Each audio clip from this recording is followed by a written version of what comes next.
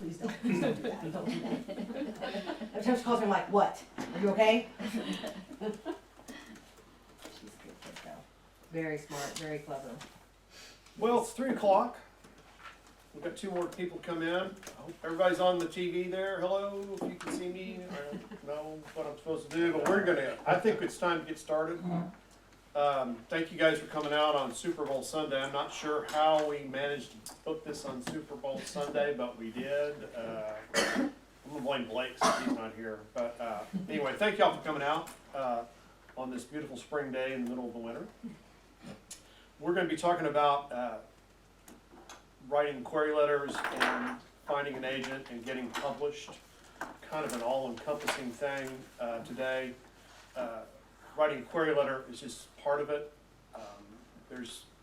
It's a little bit broader than that, and I'm going to do a couple different things. How many people have written a novel and finished a novel? Oh, okay. Everybody has. Except one. Anybody writing a novel right now? In the middle of writing a novel? Doing revisions? Okay. All right. So what I thought we would do, hey, come on in. Welcome, welcome. We're just getting started. So what I thought we would do is go around the room and just say your name and maybe what genre your novel is, or the novel you're working on, and then I'll tell you who I am, and we'll go from there. I'll start with you. Okay. You were the first here. Was that okay? Yeah. My name's Mickey, and my novel is commercial fiction. So, and I haven't sent it out on a query first round, so it's good timing to see what's Good. later about Good. it. I'm Crystal, do paranormal urban fantasy All right. mainly. So I'm in the first editing process and it's super fun. I'm Sue. I've finished a romantic suspense, but it needs more suspense. And I'm working on a thriller. Good. I'm Dennis, and I am finished a thriller. Still got a lot of revising to do.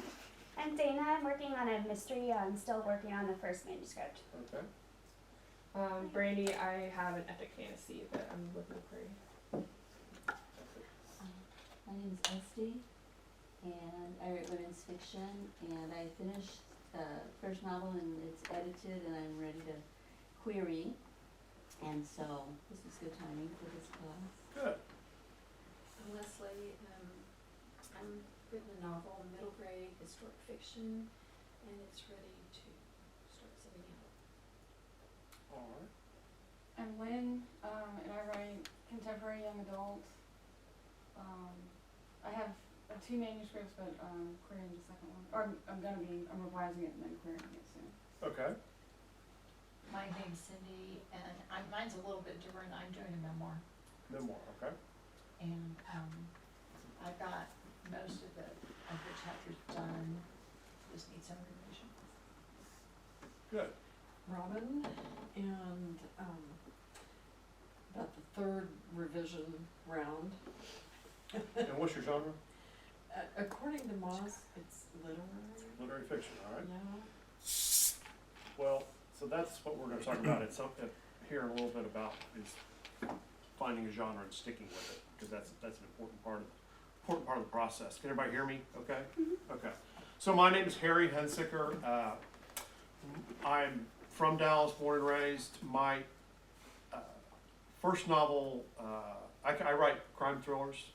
My first novel came out in 2005, and my 8th one came out 2 weeks ago. Just had a release party at Interrabank Books, and then another one that was at a friend's house.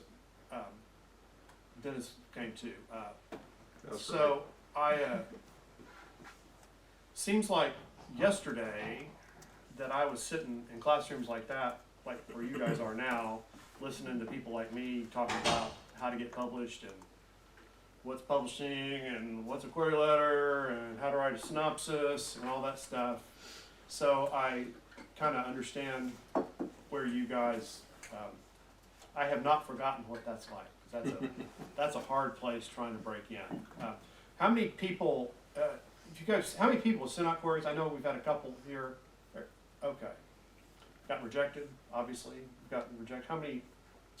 I did get one revised and. Oh, that's good, resubmitted. that's good, that's good.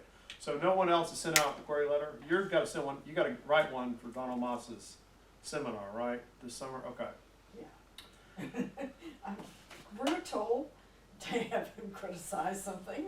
Yeah, he's a nice guy, I met him once Oh, he's before. very nice. I love his books, I love, Yeah. writing the breakout book and then putting the fire in fiction, those are good books.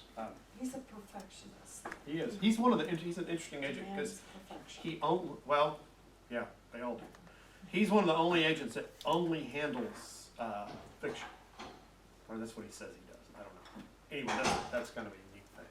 So this, what I'm talking about now, is gonna be geared towards fiction, toward novels. So I thought today what I would do was tell you about myself a little bit and my road to publication, because when I was coming up, I always thought those were interesting to hear people.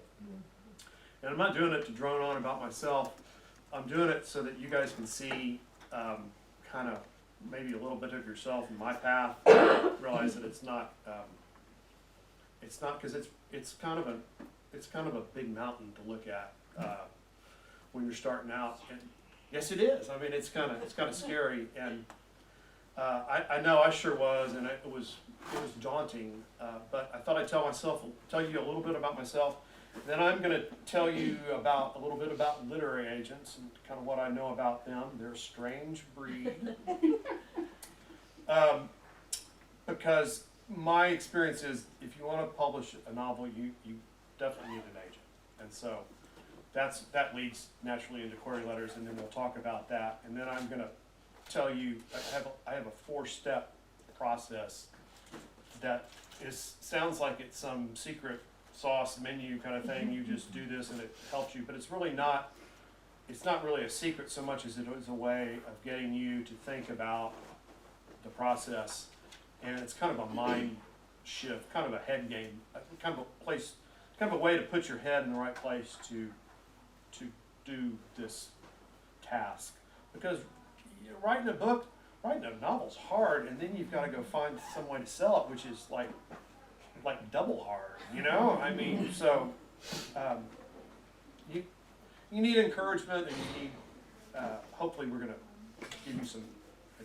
I'll give you some advice and some wisdom on that. So we got one more person coming in, I guess. Come on in. Hello. Grab a chair.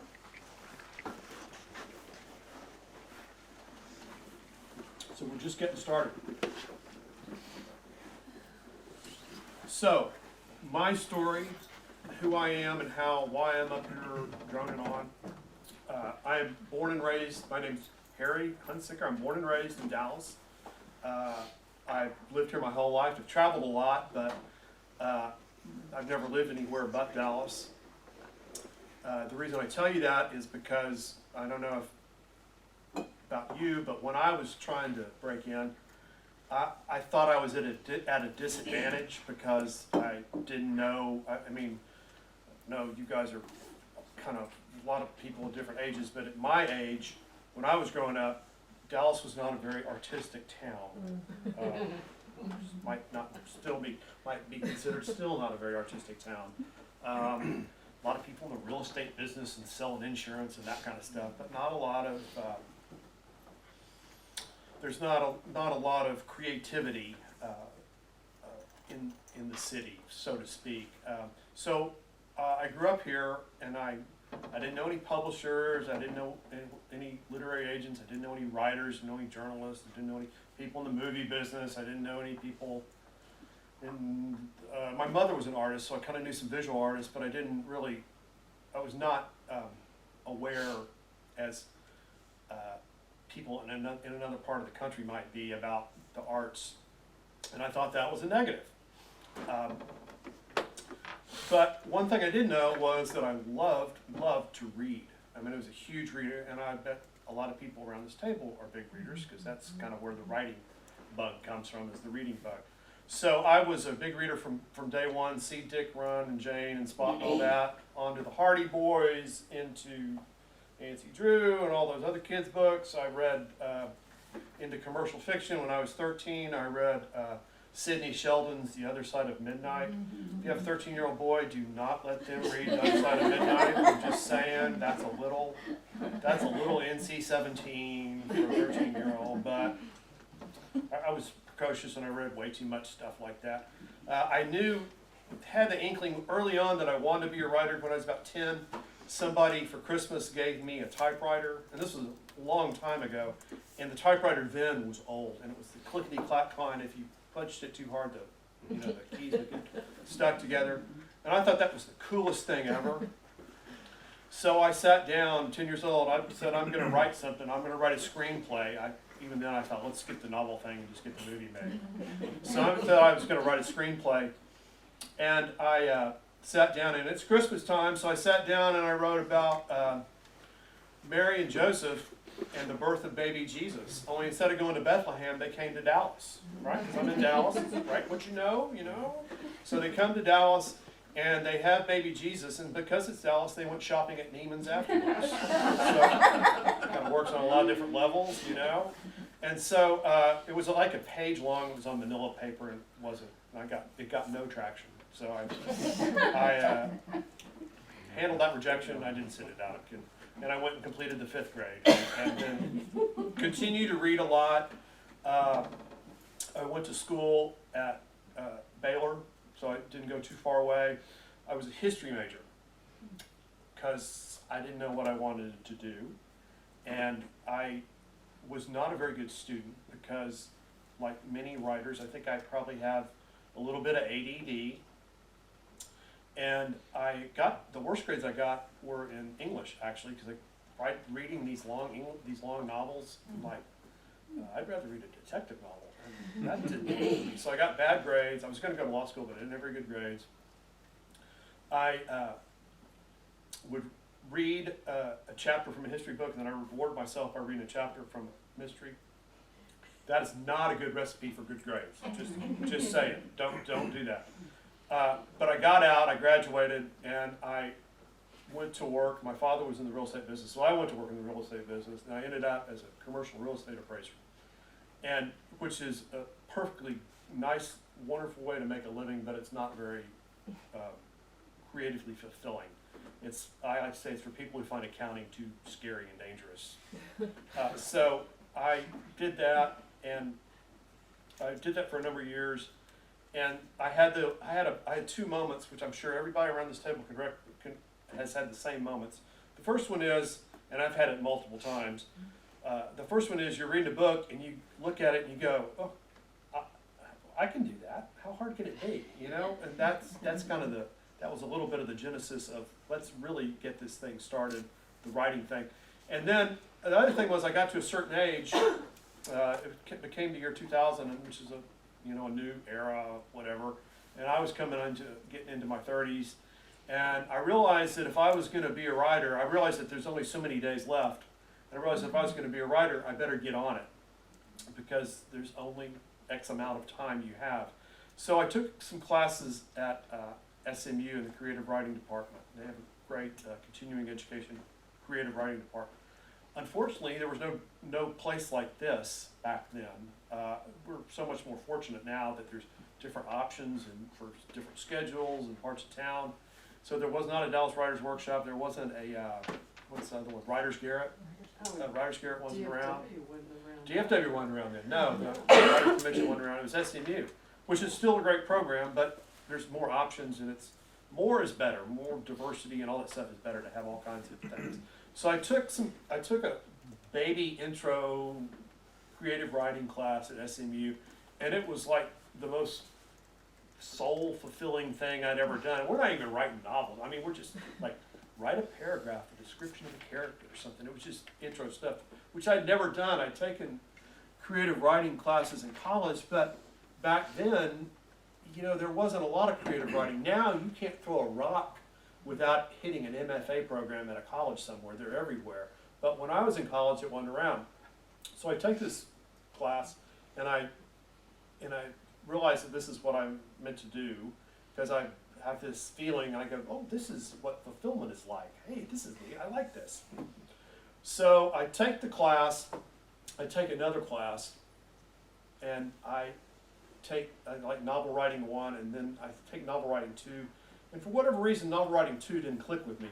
I don't know why.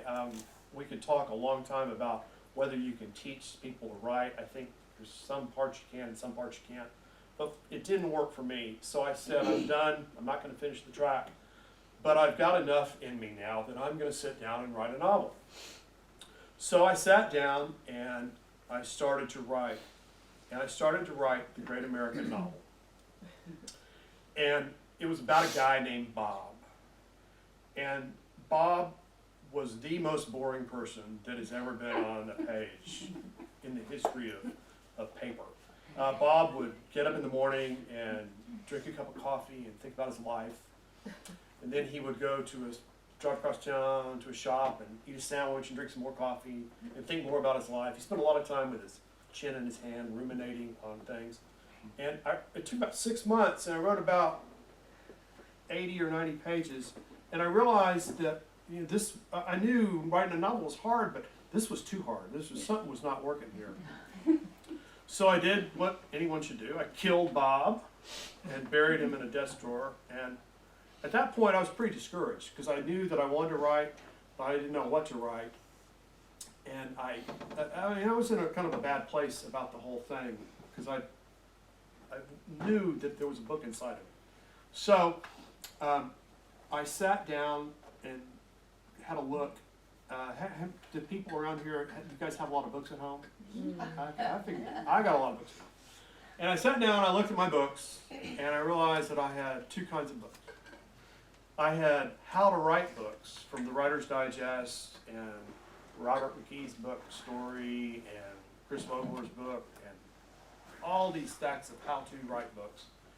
And then I had a bunch of spy novels, a bunch of detective novels, a bunch of techno-thrillers, a bunch of international thrillers.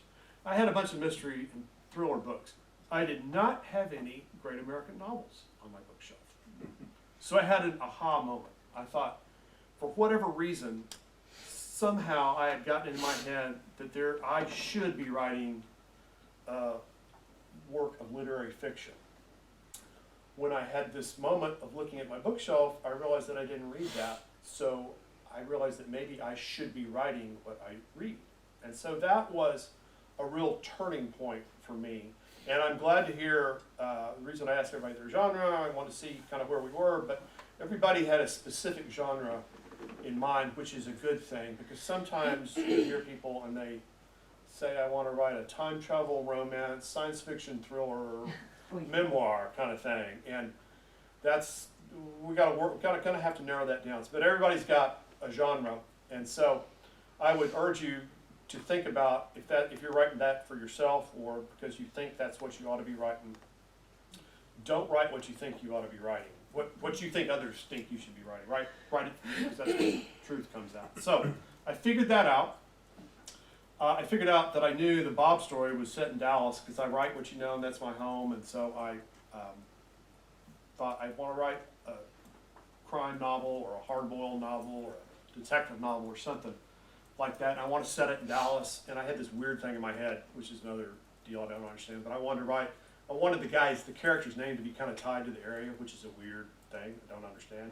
So for a while I toyed with writing about a hitman named Tom Landry. And I thought, well, they're probably going to run me out of town if I do that.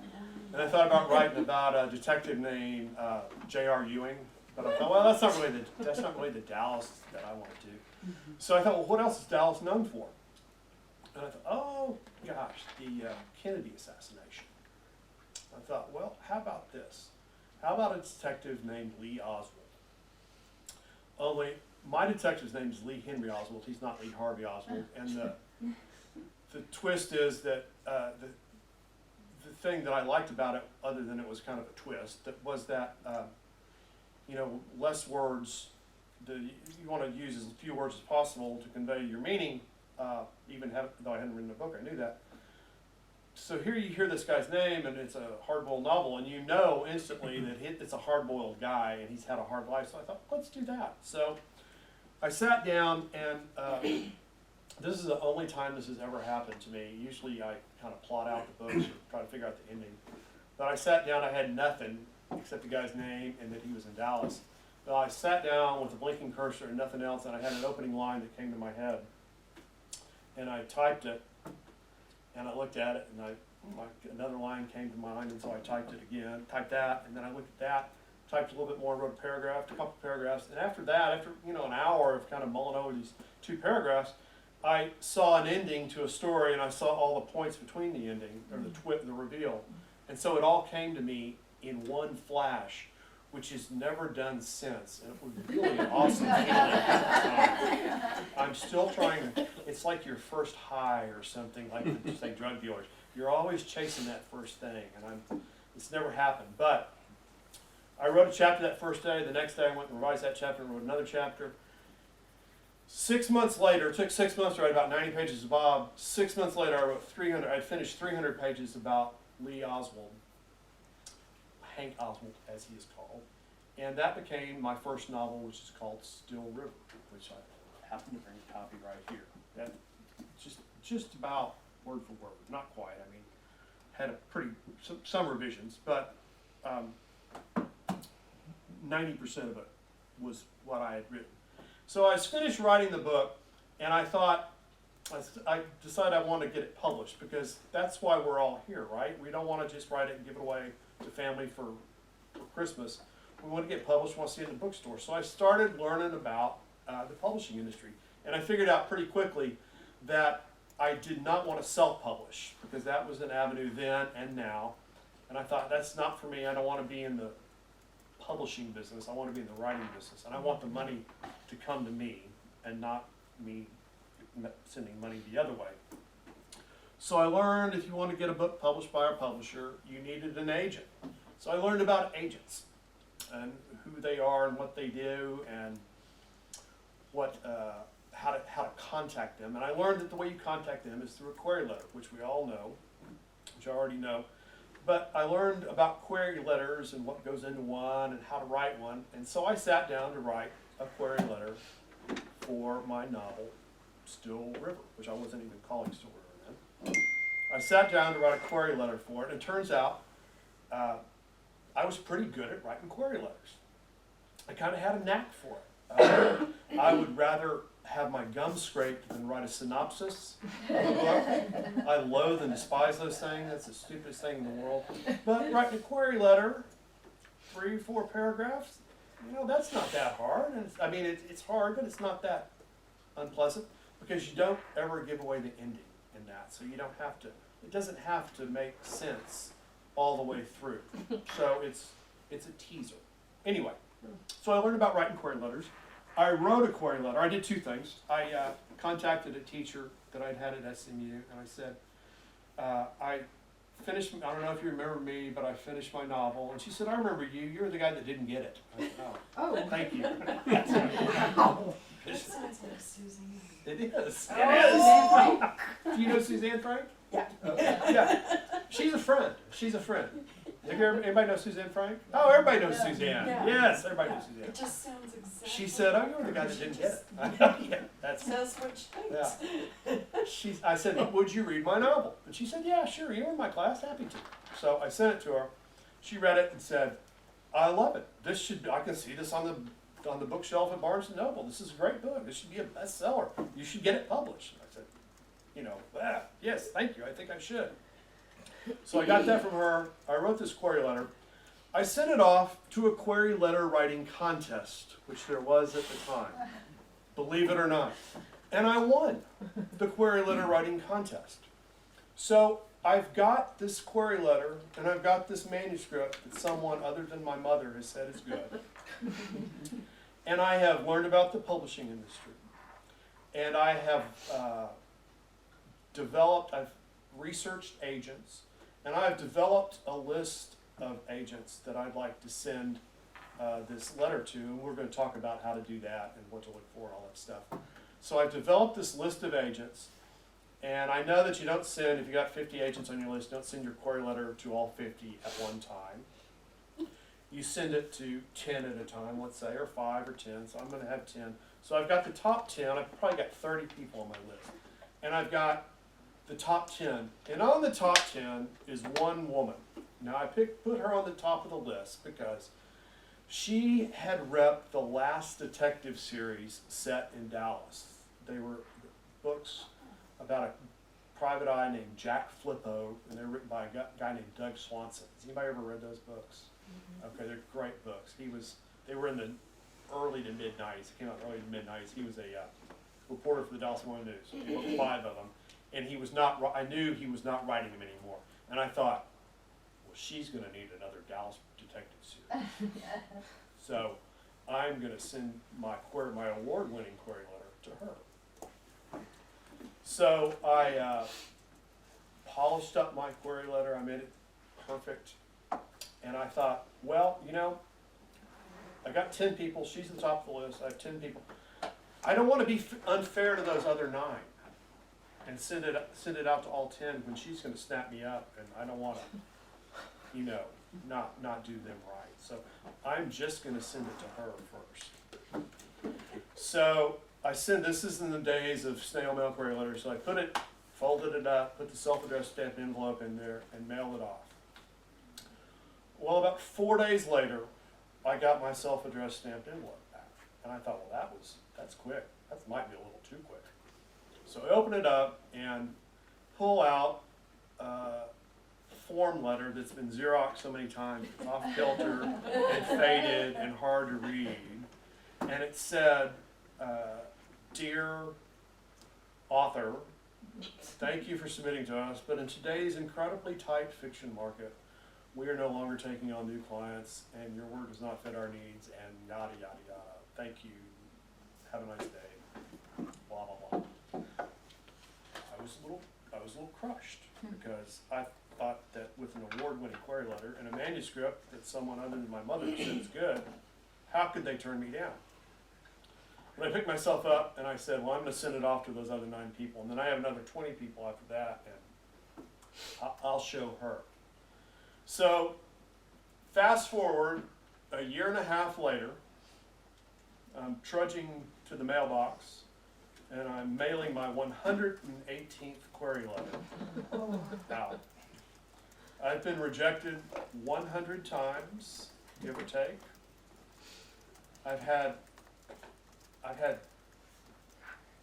10 people read the whole manuscript, maybe 15.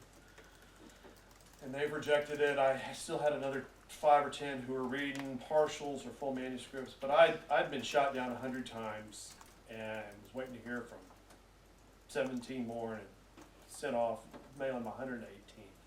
And that was a fairly dark time because the list of people to send out a query letter for thrillers or mysteries does not go much beyond 118. I mean, there's not many left after that. There's not many agents in the world. So I was feeling pretty discouraged, but I'm walking to the mailbox, trudging to the mailbox, uphill in the snow, not hill. But it was a dark time. And my phone rang, and it was a 212 area code, and it was a guy who was reading the full manuscript, and he said, "Reading your manuscript." It was an agent I queried who'd asked for the whole manuscript, and he said, "I love it. It reminds me of Dennis Lehane and George Pelecanos, and this is good stuff. I think I can sell it." And so I did not mail that 118th query letter, and I signed with him, and that's where I've been ever since. He got an offer. He sent it out to a publisher and got an offer in 2 weeks. And then like 2.5 years later, it was published because it takes a while once the wheels of publishing get going. So that's my story, and I was pretty. It was a hard time. 6 months to write a book. It took 6 months to write a book, and then 2 or 3 months to polish it and whatnot, and then a year and a half to find an agent. So it is a daunting task, but it's if the fire's in there and fire's in you, then that's what you do, and that's how you get a book published. So let's talk about what an agent is. and I'm sure everybody knows what one is, but let's just kind of briefly go over it. An agent is in my mind, I mean, there's all kinds of definitions you can find, but in my mind, an agent is a publishing professional who facilitates the transfer of a literary product between two other publishing professionals, you and the publisher. Because when you're writing that thing, you're an artist. And when you're done writing it and you're trying to sell it, then you become a professional. And it's a little bit of a head shift. You need to kind of get out of artistic mode and get into business mode, because then you are a professional. So agents make their money only on a commission basis. If you don't take anything else from this class, hear this one. Do not ever pay an agent any kind of an upfront fee. They're like a real estate agent. If you list your house and they sell it, they get a percentage. If they don't sell your house, they don't get anything. Sorry, thank you for helping, but you don't get anything. It's the same way with a literary agent. If they don't sell your book, they don't get anything. They charge, the typical fee now is 15%. Real estate agents get a little bit less, but it's the same principle.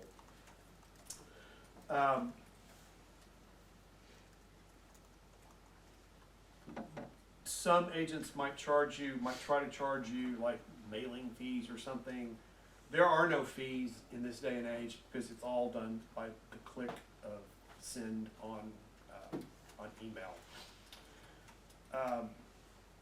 The difference is between a real estate agent and a literary agent is that typically in a real estate market, there's an equal number of buyers and an equal number of sellers, so the agent's facilitating that. In a publishing, there's this many sellers and there's about this many buyers, so the agent is in the middle trying to funnel it up to get to the buyers. An agent is not your friend. They may become your friend. They're not your confidant. They're not your banker, your moneylender, or your financial planner.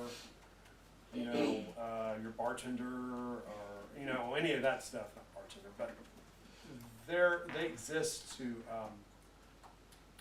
sell your work. Now they may become all those things. You may become the next J.K. Rowling, and I bet her agent considers her a friend because he doesn't want to lose her. But a good agent is very busy because they're only making money when they're selling stuff, and they're not selling stuff by talking to you on the phone or replying all the time to your emails. They're making money by talking to people who write checks, who are editors at publishing houses. So as you go forward, be cognizant of that, that agents are not, they're working hard, and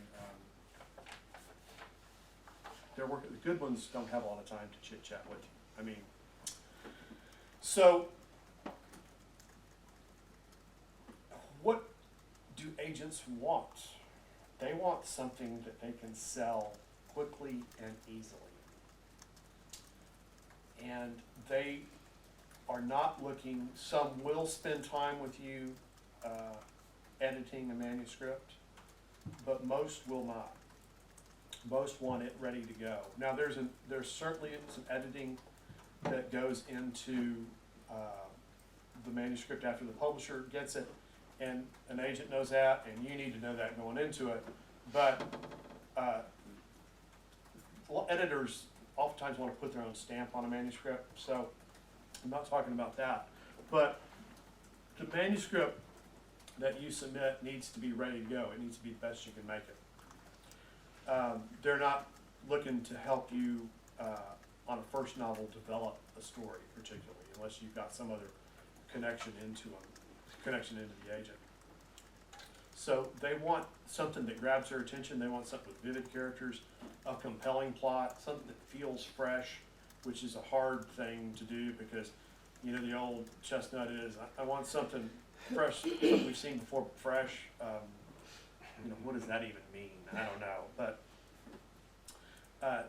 they're in the business of selling stuff.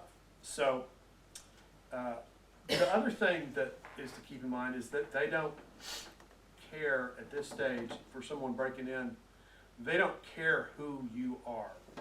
They don't care if you have an English degree or do not have an English degree, or they don't care where you live or who your family is or what, any of that stuff. They solely care about the words on the page. So, which could be either good or bad, but I think it's good because does anybody have an English degree around the table?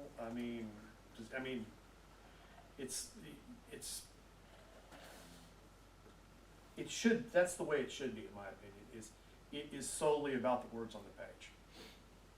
So I have come up with the 4-step process that is really a way to think about things as opposed to a magic formula. And let's talk about that. Let's take a little break. What is it? It's 3:30. Let's take about a 5-minute break, and then we'll come back. Breaks are okay, right? Yeah, no, that's okay, fine. I didn't want to make sure. No, I didn't that's want to. My first time to do this. Let's take about a 5-minute break, and then let's come back, and we're going to talk about the 4-step process, and then we're going to spend a lot of time talking about query letters. Bathrooms are over here. We have women's on the right, men's is on the left, and if those get full, there's another one just past this door that's a co-ed. The AC on? Is it hot in here? Yes, It's hot in here. I thought it was me. I'm gonna try to take the little. It is. If you guys need water or anything, there's actually a kitchen if you go through these, both of these doors. I'm sweating. No, not the one. Oh, you're making me feel so bad about myself. I just realized. You read the first one. Yeah. Don't tell them. That's what I'm here for. Yeah. No, the one that I had started on, we were talking last fall, right? Yeah. No, A wall of I didn't do anything that way. emojis. I abandoned mine because I realized, I'm not Tell me talking about about plotting and paper or something like this. I realized that I am a plotter, so, and I wasn't really into it, and I was just kind of sick of If they don't, thinking about it, that's so all I that's just in you. ditched it, and then I spent the month of December They're plotting written a whole out. new book, which I'm writing now, so I'm excited about that. Okay. She's a good soul. She's a So I great want, reader. I would, I'll tell you, like, I was actually very discouraged by that. Oh, I was told, and I told you that, I told you that I felt defeated, yeah. I did too, and so I didn't do much, plus, where were we? I think that's it. Like October, right? We're going into November, December, I hope which she is can a get very the busy AC time for me, No so I was kidding, like, a I'm just fan gonna or something. stop, I'll just, I get up overheat for the really beginning of the easily. year, Yeah. which is perfect. But, so I decided, no, I'm just gonna, because the novel that I wrote, I never did this, I never gave it the full chance, I never queried it. And I thought, you know what, I'm gonna kind of pick at number 2, but, I just really wanted, yeah, I wanna give number 1 a chance. So I mean, unless it's like I Eddings actually nerd, like, query it, I'm never gonna oh, know. yeah. I know. Yeah, So I'm like, so I'm, okay, anytime you're it gonna has have to this wait. fantasy, I'm like, what? I But can't write I'm this. gonna go, I Trying feel to like write the the basic premise from that's the one I started. Yeah, But, it's you usually know, set obviously modernized. now, Right now, the one I've been working on for stuff. 6 But I years. guess I would just share this because. And I keep abandoning it, and I always go back to it, and it's my baby. Yeah, And it's the first in and the I know most series. people there. And I just finally fine-tuned the ending, and said worked over. I will, if I start doing You anything know, like and world the building, guy, I you get know, like lost the in the guys world building, and I across won't the actually way get anything to it. And so, I mean, I felt like I just got Notebooks right on into world it. building, and I'm like, It's good. I don't have anybody to put in that. Like, I have an entire religion. I have four. Yeah, and I think that's why I wanted to start more with the urban fantasy, because I don't get lost in world building. But, even like constructive ones. I write a lot of like angels and demons and stuff like that, 'cause that's what I like to read, and there's nothing, aside from Sandra Claire's train wreck, there's not a whole lot out there. No, I feel like it has an element of romance in it, it's more geared toward, but that's what I was gonna say, is it would be like, I mean, experience. the movie Dominion, the TV show Dominion, that was all about, Loved it. And we had the best experience. And it was. yeah, it's like, what was the first, the movie was with Paul Bettany, It I was can't good. think of the name right now. Very encouraging. Legion. And the pages. Legion, a mix between Legion and Shadowlands, where it's kind of, they're playing with the idea of But at the end of the hybrids day, and I stuff like still that. felt like. And, you know, what do you do? You know, I love playing with the idea that just because you're born at the beginning doesn't necessarily mean everything you do is bad. And vice versa. And so since the book out, and right now I actually have gotten a couple of beta readers that I don't know. Like, I'm a writing group online and I'm like, oh God, now I'm scared. No, yeah, I like reading that kind of stuff too. Mine is more like otherworld fantasy. Really? So, yeah. Writing Well, now I want to read. Oh, sweet, I need to do that. somewhere. I have my work card and then my writer card somewhere. So I'm more than happy to read anything you have. Sorry to start a little bit on it. It's okay. Jack Flippo was a character. Really? Yeah, I used to do that. they had to make it for like and I was like, Score! you got me You now. got me, You you were got up me. there. Awesome, yeah, I would love to read for you too. Yeah, That's we great. I write with my best friend, and well, I write on my own, and I write with my best friend. We've been doing Same, this my best friend is from the UK, and I cannot get her to hit a major wall, and I'm like, I'm doing these, and trying to get it's just when she writes, Do you guys write together? sometimes we ran our textual RPG just for 5 years with 284 characters. The two of us. And if we could ever like fix, I'm like, dude, we have like 17 books in there. You can dig it out of the Harry Potter, you know? You can dig it out. And it's funny because we met on a Harry Potter website 11 years ago. The last time she met J.K. Rowling at a signing, she goes, by the way, I'm my best friend because of you, and she made J.K. Rowling cry. And I'm like, that is my favorite author thing ever. Have you read Conflict. They're nice people. Demon They Cycle lead an series? interesting life. Girl, I have met them. It's called Peter V. Brett. TT. Well, the Demon Cycle. The first one in the United States is called Awarded Man. Yes. It is one of those series that sucks you dry. It's amazing. He's really active on Facebook and Twitter, and like my best friend and I have met him, and he's really sweet, and he writes his best, or he's no, he's from New York, and then his best friend is also a writer. His name is Mike Cole. He writes like X-Men. But that's true. Every day. His best friend is Peter V. Brett, and they are. You've probably seen him. But I still kind of like family drama. Oh, I love Mike. If you ever see him shave his friend's head, that's Peter Brett. And they are ridiculous. I love them as people and like as writers. They're fantastic. If you like Mike, you will love Pete's stuff. And he's really into like talking to writers and like encouraging young writers. Like he tells a story where he wrote his first novel on a trio on a train. I'm like, You go to New York as a gift card. you are. So yeah, but I'm gonna text you my information. I'm hoping to do it at some point. I'm doing the same thing I'm doing. I'm going to CA like for this. Oh, that's right. I just started That writing. is actually because I finished the and like they showed my name to PK, and I was like, Sure. Well, they say authors with initials in their title somewhere, but because they yes, it sounds professional. that's a way to get away from that. Yeah. Well, and I hate my first name, so Crystal. That's crazy. That's crazy. My mom was actually on morphine. You have a history of this because I'm like, you're mean. Thanks, Mom. Appreciate it. they do eventually. Right. They do eventually go away. In good ages. That's are why looking she for changed her name something from Joanne. in the pipeline, Is they then told her she would never bring sell a in fantasy somebody series up as because Joanne. they need, Yeah, they, I think you're right. There I think is it's quite probably the age of the agent too. Yes, It's- and I you'll was- see, I've met other So I fantasy had writers, and a lot of them are. Didn't know how to Uh-huh. And so I had I'm very nerdy, but I don't And like I- very I'm a nerdy. storyteller And like, fiction, and some of them it's like something try that's to be accidentally nerdy, killed like, my wife. I think sometimes try too hard, like, Yeah. you don't have to be So, not showering synopsis before was it was yeah. a joke, It's so, okay. you know, And you're this off. 27-year-old looked at But me yeah, and they have she much said, of "I a like boys club, but It is, especially fantasy, It's especially epic frustrating. fantasy. Yeah. It's very, well, look at David and Lee Eddy. Wow, really? He only published, she was his co-writer for 30 years.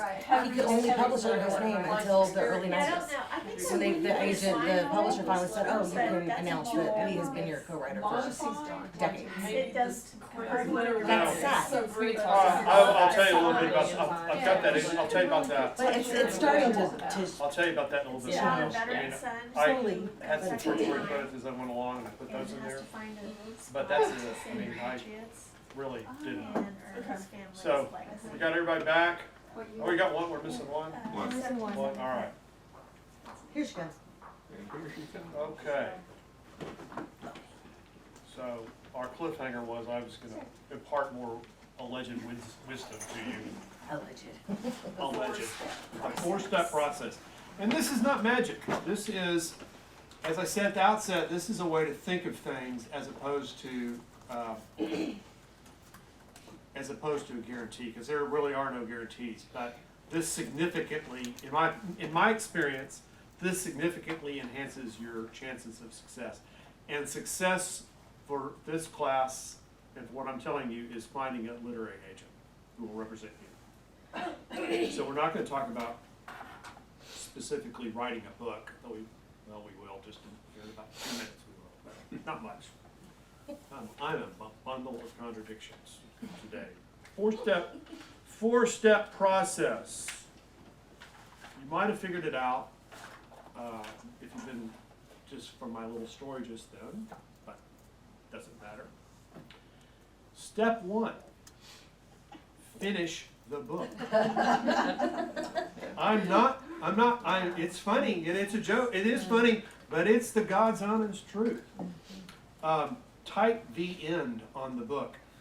Every agent you will ever meet, every agent I've ever met, has the same story. They've gotten a query letter or met someone at a conference who's pitched them on a story, and they said, oh my God, that's the Da Vinci Code crossed with the Lovely Bones and Harry Potter. Send that thing to me now, I have to see that. And they never hear another peep from that writer, because that writer had an idea and wrote a chapter or 2 or 3 and said, let's see if this is any good. And so they've wasted everyone's time. Do not test the waters. Finish the book. Because you're writing something, if you're not doing like me and trying to write literary fiction when you should be writing genre fiction, or if not writing genre fiction when you're really meant to write literary fiction, if you're writing what you need to write, you're going to finish the book. So finish it, because it's what's in you. You've got to get it out. Finish the book. Not just finish it, but polish it. Make it the best that it can be. On my first book, and really on every one of them, I have obsessed over every sentence in the book. And I have taken words out and commas out and put them back in and polished words. And should I use that word? Should I use these 2 words? I have just sweated over it. But that's part of the process. I mean, that's how you get to having a book in a bookstore, is that type of, I'd say, dedication. Obsessiveness is another word. Unhealthy attraction to your own writing. I don't know. Whatever you want to say. Part of finishing the book is get someone other than your mother, your brother, your significant other, your bartender, whatever, to read the book. Because your mother, your brother, your significant other, they've all got a bias, good or bad, towards you. So get someone other than that to read it. I am a big believer in critique groups, in a good critique group, where people come together and the only thing they've got in common is their desire to write and to succeed in writing. So those people are hopefully impartial. Not all of them are. We can do a whole class on critique groups, but find a critique group. Find someone there that seems to kind of get you and that is not, hopefully does not have a bias towards you. There's ways to find people like that online too. Though, you know, you don't know what you're gonna get, but you know, you can suss out the crazies, hopefully that way. But find someone to read it, like I did with my teacher at SMU, who would say, give it a thumbs up or a thumbs down, and give you kind of a little confidence boost. I don't want to spend too much time on this, but I'm going to talk about it briefly. Don't write to the market, but make sure you've written something that is marketable. And I'm not going to spend much time on it because everybody gave me one genre, and I think that means you guys are all tracking the right way. As I said earlier, when I hear people say about the time travel romance, sci-fi thriller, memoir thing, I go, oh, we're going to have to work on that. So understand part of your education should be kind of reading a lot of the publishing websites and maybe getting a subscription to Publishers Marketplace and spending time in bookstores and seeing what's front and center. And so you kind of immerse yourself in publishing and you kind of understand the trends. Don't write to the trends. Don't write to the market. When I was coming up, the biggest book going was the Da Vinci Code, and everybody's trying to write a historical thriller. You know, don't do now. It's Icelandic noir or Scandinavian noir, or it's a girl on a train or something like that. But don't write that unless that's your passion, and then do it. I don't want to derail what you're trying to write, but try to understand. I guess what I'm saying long-windedly is try to understand the market. But the most important thing is to finish the book. So that leads me to step 2, which is write a killer query letter. And so we're going to talk about that for a while. Here's the thing about query letters. So you've just spent, how long did it take you to write your book? Oh, the first go around? Yeah, the first go around. Probably 3 years. 3 years. 6 months? 2 years. 2 years, okay. 9 months? Anybody? About a year. Everybody else about the same. It took me 3.5. 6 years. 6 No, years. it's All right. taking me longer. Taking you long. 6 Nothing years. wrong with that. Nothing wrong with that. Yeah, I think 6 too actually. It took me a year if you counted the Bob book. We're the So it same took me a age. year to do that. You know, 3 months to polish it up. My point is, it takes a while, and it takes dedication, as you all know. So don't dash off a query letter in an afternoon and then send it out the next morning. It's a one-page letter, so you don't need to spend 6 months doing it, but spend an afternoon doing it. Put it down for a day or two. Look at it again, because you will see a lot of things that need changing. Spend some time with it. Revise it. Really think about it. Follow the same thing I said about the novel. Find someone who you're not related to. Get them to read it and see what they say about it. Because how should I put this? The effort you put in your query letter should be commensurate with the effort you put in your novel. So a query letter, in my mind, is really just a sales tool between professionals, between two professionals, the broker, which is the agent, and you, which is the producer of the product. And you're selling a product now. It is ceased, still a piece of art, but it has ceased to be just a piece of art. It is something. It is a product, and I hate to be cold like that, but that's really what it is. And I get very possessive about it because it is my baby, but it is also a product. So because it's a business communication between professionals, it should follow certain conventions. Anybody remember taking business writing in college? You know how that goes. So you're going to see people say different ways to write a query letter. Here's the way I do it. A query letter has three parts to it. It has an intro paragraph. We're going to talk about all three. It has an intro paragraph. It has a pitch paragraph. Paragraphs, could be more than one. And it has a closing paragraph.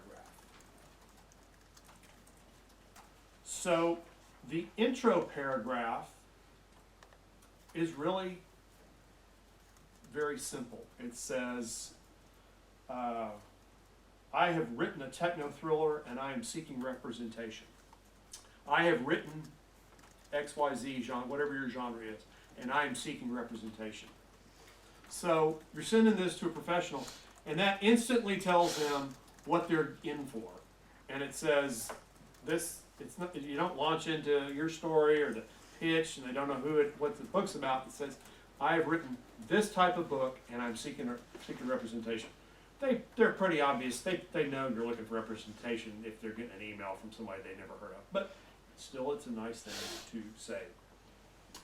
I like to say, I have written a techno thriller and am seeking representation.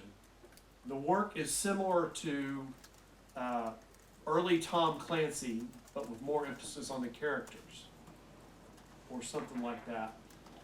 I like to include what's called a comp in that first paragraph, which is a comparison to another work.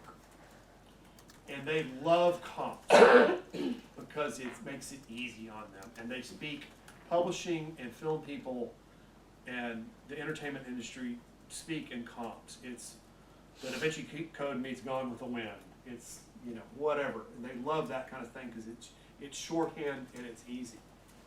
It makes communicating easier. Here's a little pro tip on that. Make sure if you do use a comp, you don't have to, make sure if you do use a comp, that it's a best-selling novel, or a best-selling author. Don't pick something obscure that they might not have heard of. Don't say it's, you know, it's like J.K. Rowling when it's not. I mean, make it, which I said mine was like Robert E. Parker, Spencer novels. And those were, everybody knows what those are. And it kind of is. I mean, it's a detective set in Dallas, so it's following that path. One of the best, how many people think you need to know somebody to break in? Wouldn't hurt. It doesn't hurt. That's the right answer. It doesn't hurt. You don't need to, but it doesn't hurt. So a real good way to start that intro paragraph is, Dear Agent, I met you at the Writers League of Texas conference last July in Austin, period. I've written a techno thriller, blah, blah, blah. So that is a good way to say you have a personal connection to them. Also, you might be fortunate enough to know someone who knows an agent, and they say, hey, send it, you know, your cousin might know somebody or whatever. Say, my cousin, Stephen King, said I should contact you. That'd be great, wouldn't it? That would be so nice. That would make things easy. But if you have any kind of a personal connection, or if you've been to a conference and you've met them, or, you know, even if you've read their blog post and said, I read your blog post about X, Y, and Z and I really liked it, period, I've written a techno thriller, yada, yada. That would be the place to put that into your letter.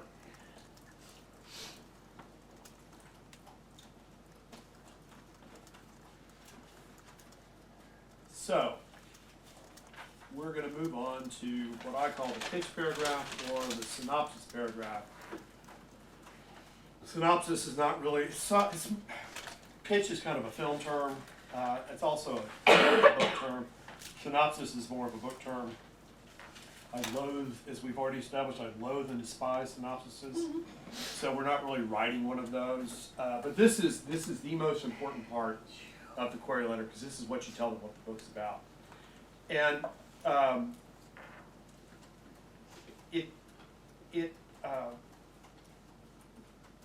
will show you my query letter here in a little bit, and you'll see that I didn't do this. So,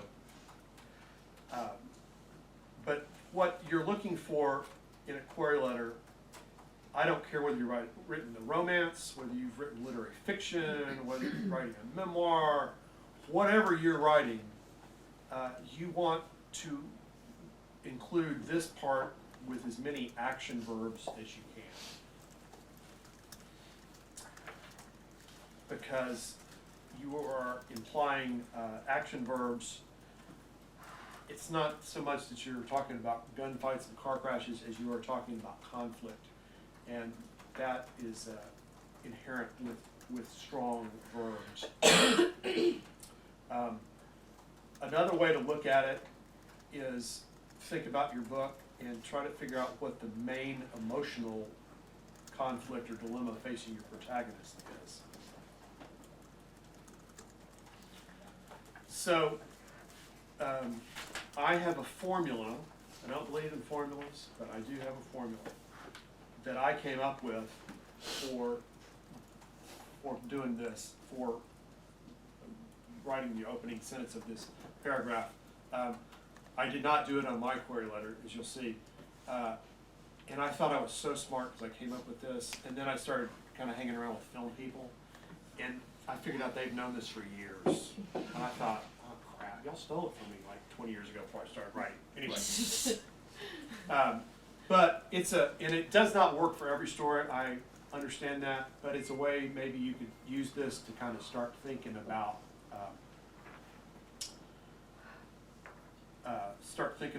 your, how best to phrase your story. I'm gonna write this up here because everybody can see it that way. I'm gonna tell you what it is, and then I'm gonna write it. So, when blank happens, the main character must blank, or else blank happens. So we'll just write this up.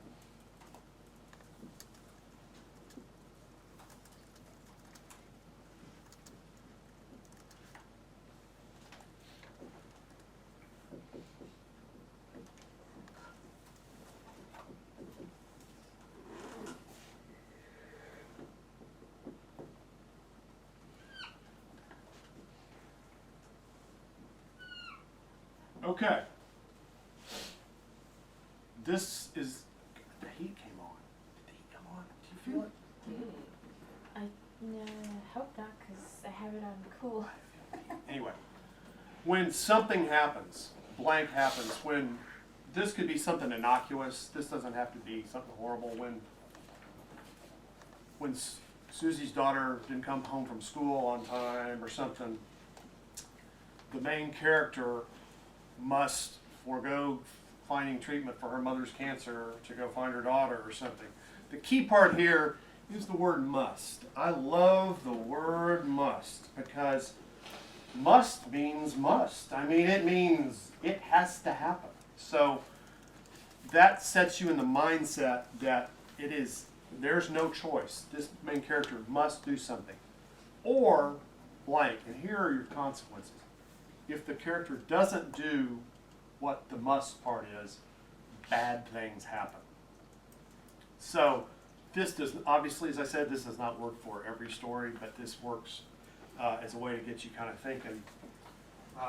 Another way to think about this opening paragraph, this synopsis paragraph, is what's the choice facing your character? Think about your book, think about the whole thing, kind of take a step back, and what choices does your character face? Does your main character face?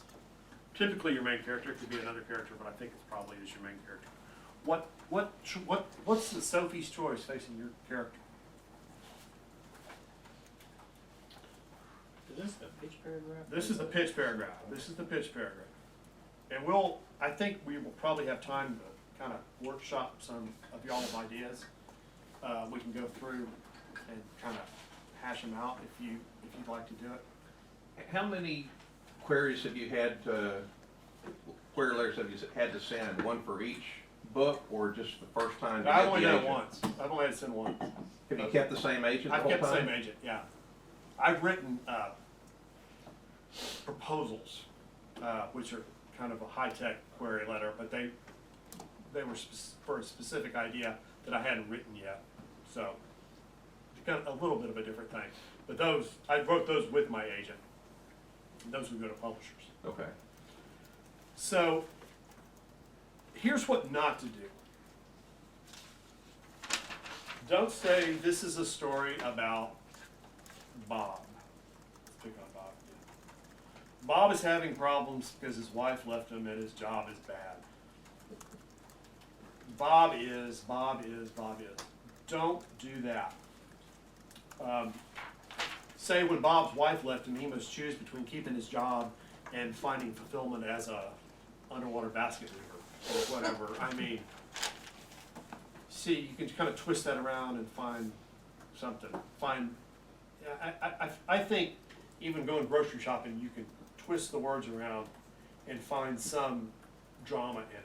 I would not write a book about grocery shopping, but I mean, there's a way to, if you kind of take a step back, there's a way to find find a drama and a way to make that compelling, at least in a 2 or 3 sentence pitch like this. Don't talk about the theme of the book.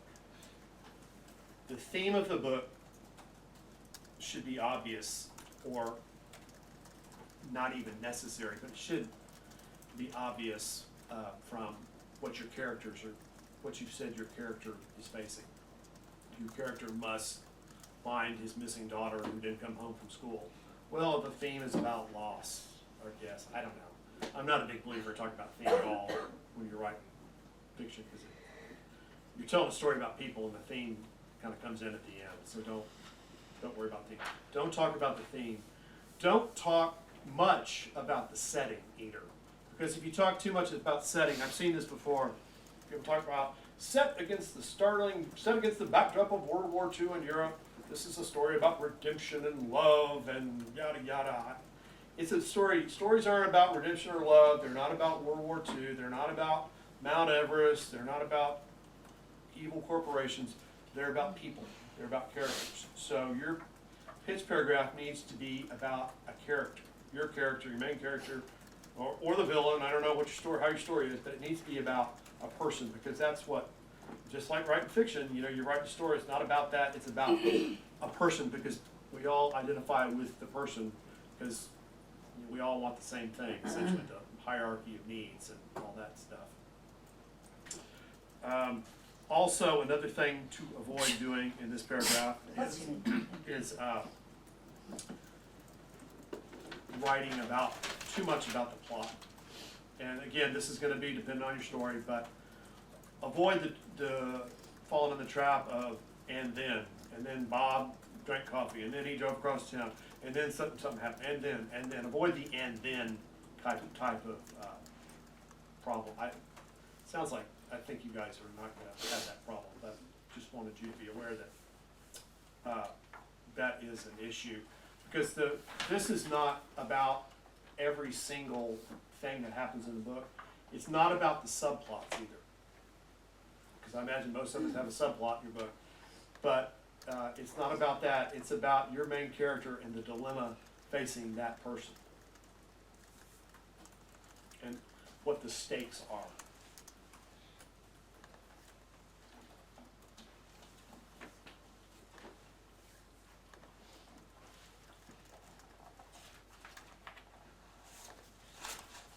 So, we're going to circle back around to that if we have time, and we'll workshop some. And well, I'm going to move on to the last part of what I think is a good query letter. This would be the closing paragraph. Here, I would put the word count of your novel, and that's an important thing, because that tells the agent that you're not some Nimrod who thinks you can get a 500,000 word novel published. That tells them, they go, oh, this guy's written a 90,000 word novel. He knows that that's about what they ought to be, or a 80,000 word novel, or a 100,000 word. I mean, there's a spread in there. I hope no one's written a 500,000 word novel. I apologize. I hope no one's done that. If you've got any publishing credits, put them in here. If you've written a short story and it's been published somewhere, even online, put it in here. I don't know if that helps, but I don't think it hurts. There is a school of thought about, people talk a lot about putting bios in a query letter. I don't really think it matters unless it pertains somehow to the book, because they really don't care about you. They care about that book. They care about those words on the page and making the sale. And the publisher may come down and may read that book and go, this is a great book. Well, who is this person? We'd like to buy it, but we need to know who this person is. And at that point, you can give them a bio.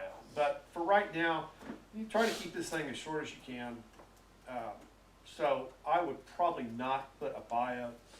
A lot of the international thriller writers are big into platform. What's your platform for your novel? And platforms to me are things you use for nonfiction.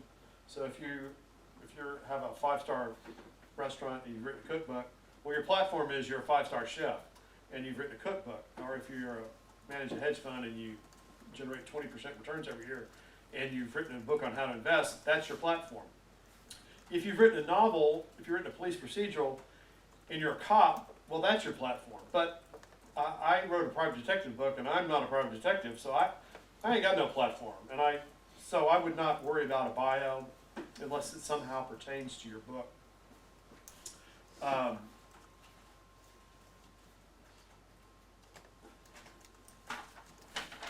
couple of little minor details about I'm just sticking this here, not necessarily about the query letter, but some of them are, but just about the process in general. Most of these are going to be sent out by email. When I was doing it, they were snail mail, but most of these are going to be sent out by email. But nonetheless, you're going to write it in a Word document because you're not sending it out right then. You're going to write it on a word processor, and so you can look at it and save it and revise it and whatever. So keep it to one page. Mine was one page, single spaced. I cheated and did single space. If I was doing it again, I wouldn't have as much in the synopsis paragraph as I did. Goes without saying, but I'll say it anyway, this needs to be the best grammar, spelling you can ever possibly do. It needs to be polished to within an inch of its life until it shines from across the room. No gimmicks. Back in the snail mail days, if people were writing romances, they used to send glitter in the envelope and they'd open it up and there'd be glitter spraying out. Or if they were writing they were writing a mystery set in a cake shop, they'd send them a little cupcake. Don't do anything like that. Don't do anything like that. Do not call anybody. They don't respond to phone calls. You will not get through to the agent, first of all, because they have assistants trained not to let you through. So no phone calls. When you're in New York, don't drop in on them. Don't like that either. Don't stalk them. I know it's a thin line between trying to get to them and stalk. I don't do that. As I said, we're talking about comps. It's okay to compare your book to another book or to a successful author, but don't say your work is sure to be a bestseller, because that is kind of a tin horn movie mistake. You don't know if it's going to be a bestseller. You know it's like J.K. Rowling, but it might not be a bestseller. So it's always better to downplay that type of stuff.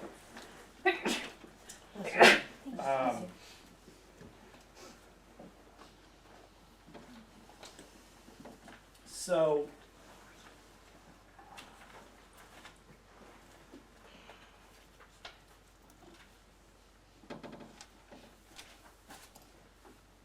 let's talk about step 3. So we finished the book. We've written a killer query letter.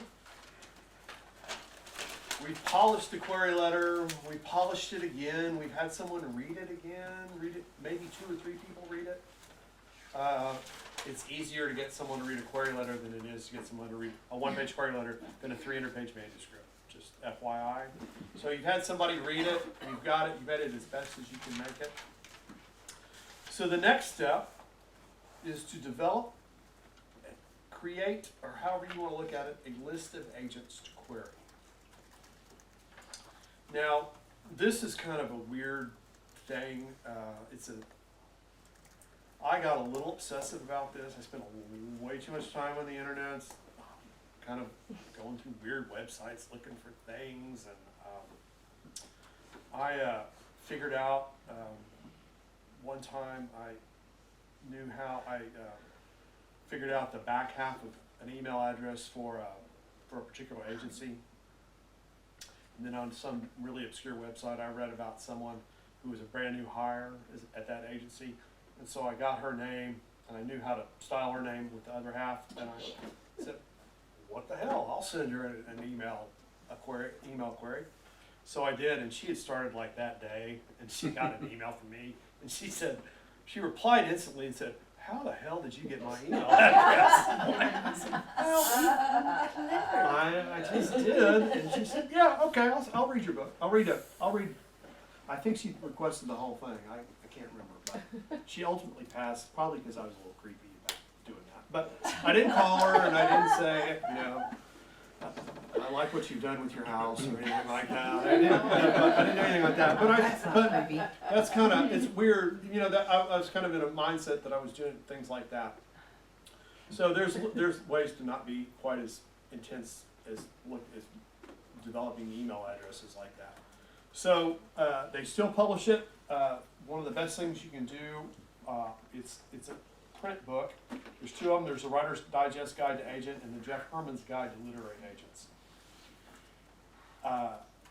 The 2019 versions are out now. You can get them on Amazon or wherever books are sold. They're probably $20 each. I would buy both of them. And I use as many sources. I use as many sources as you can, because sometimes something about it is about an agent in one book that's not in the other book, and it's good to cross-reference and just to keep. They have a lot of information in there about,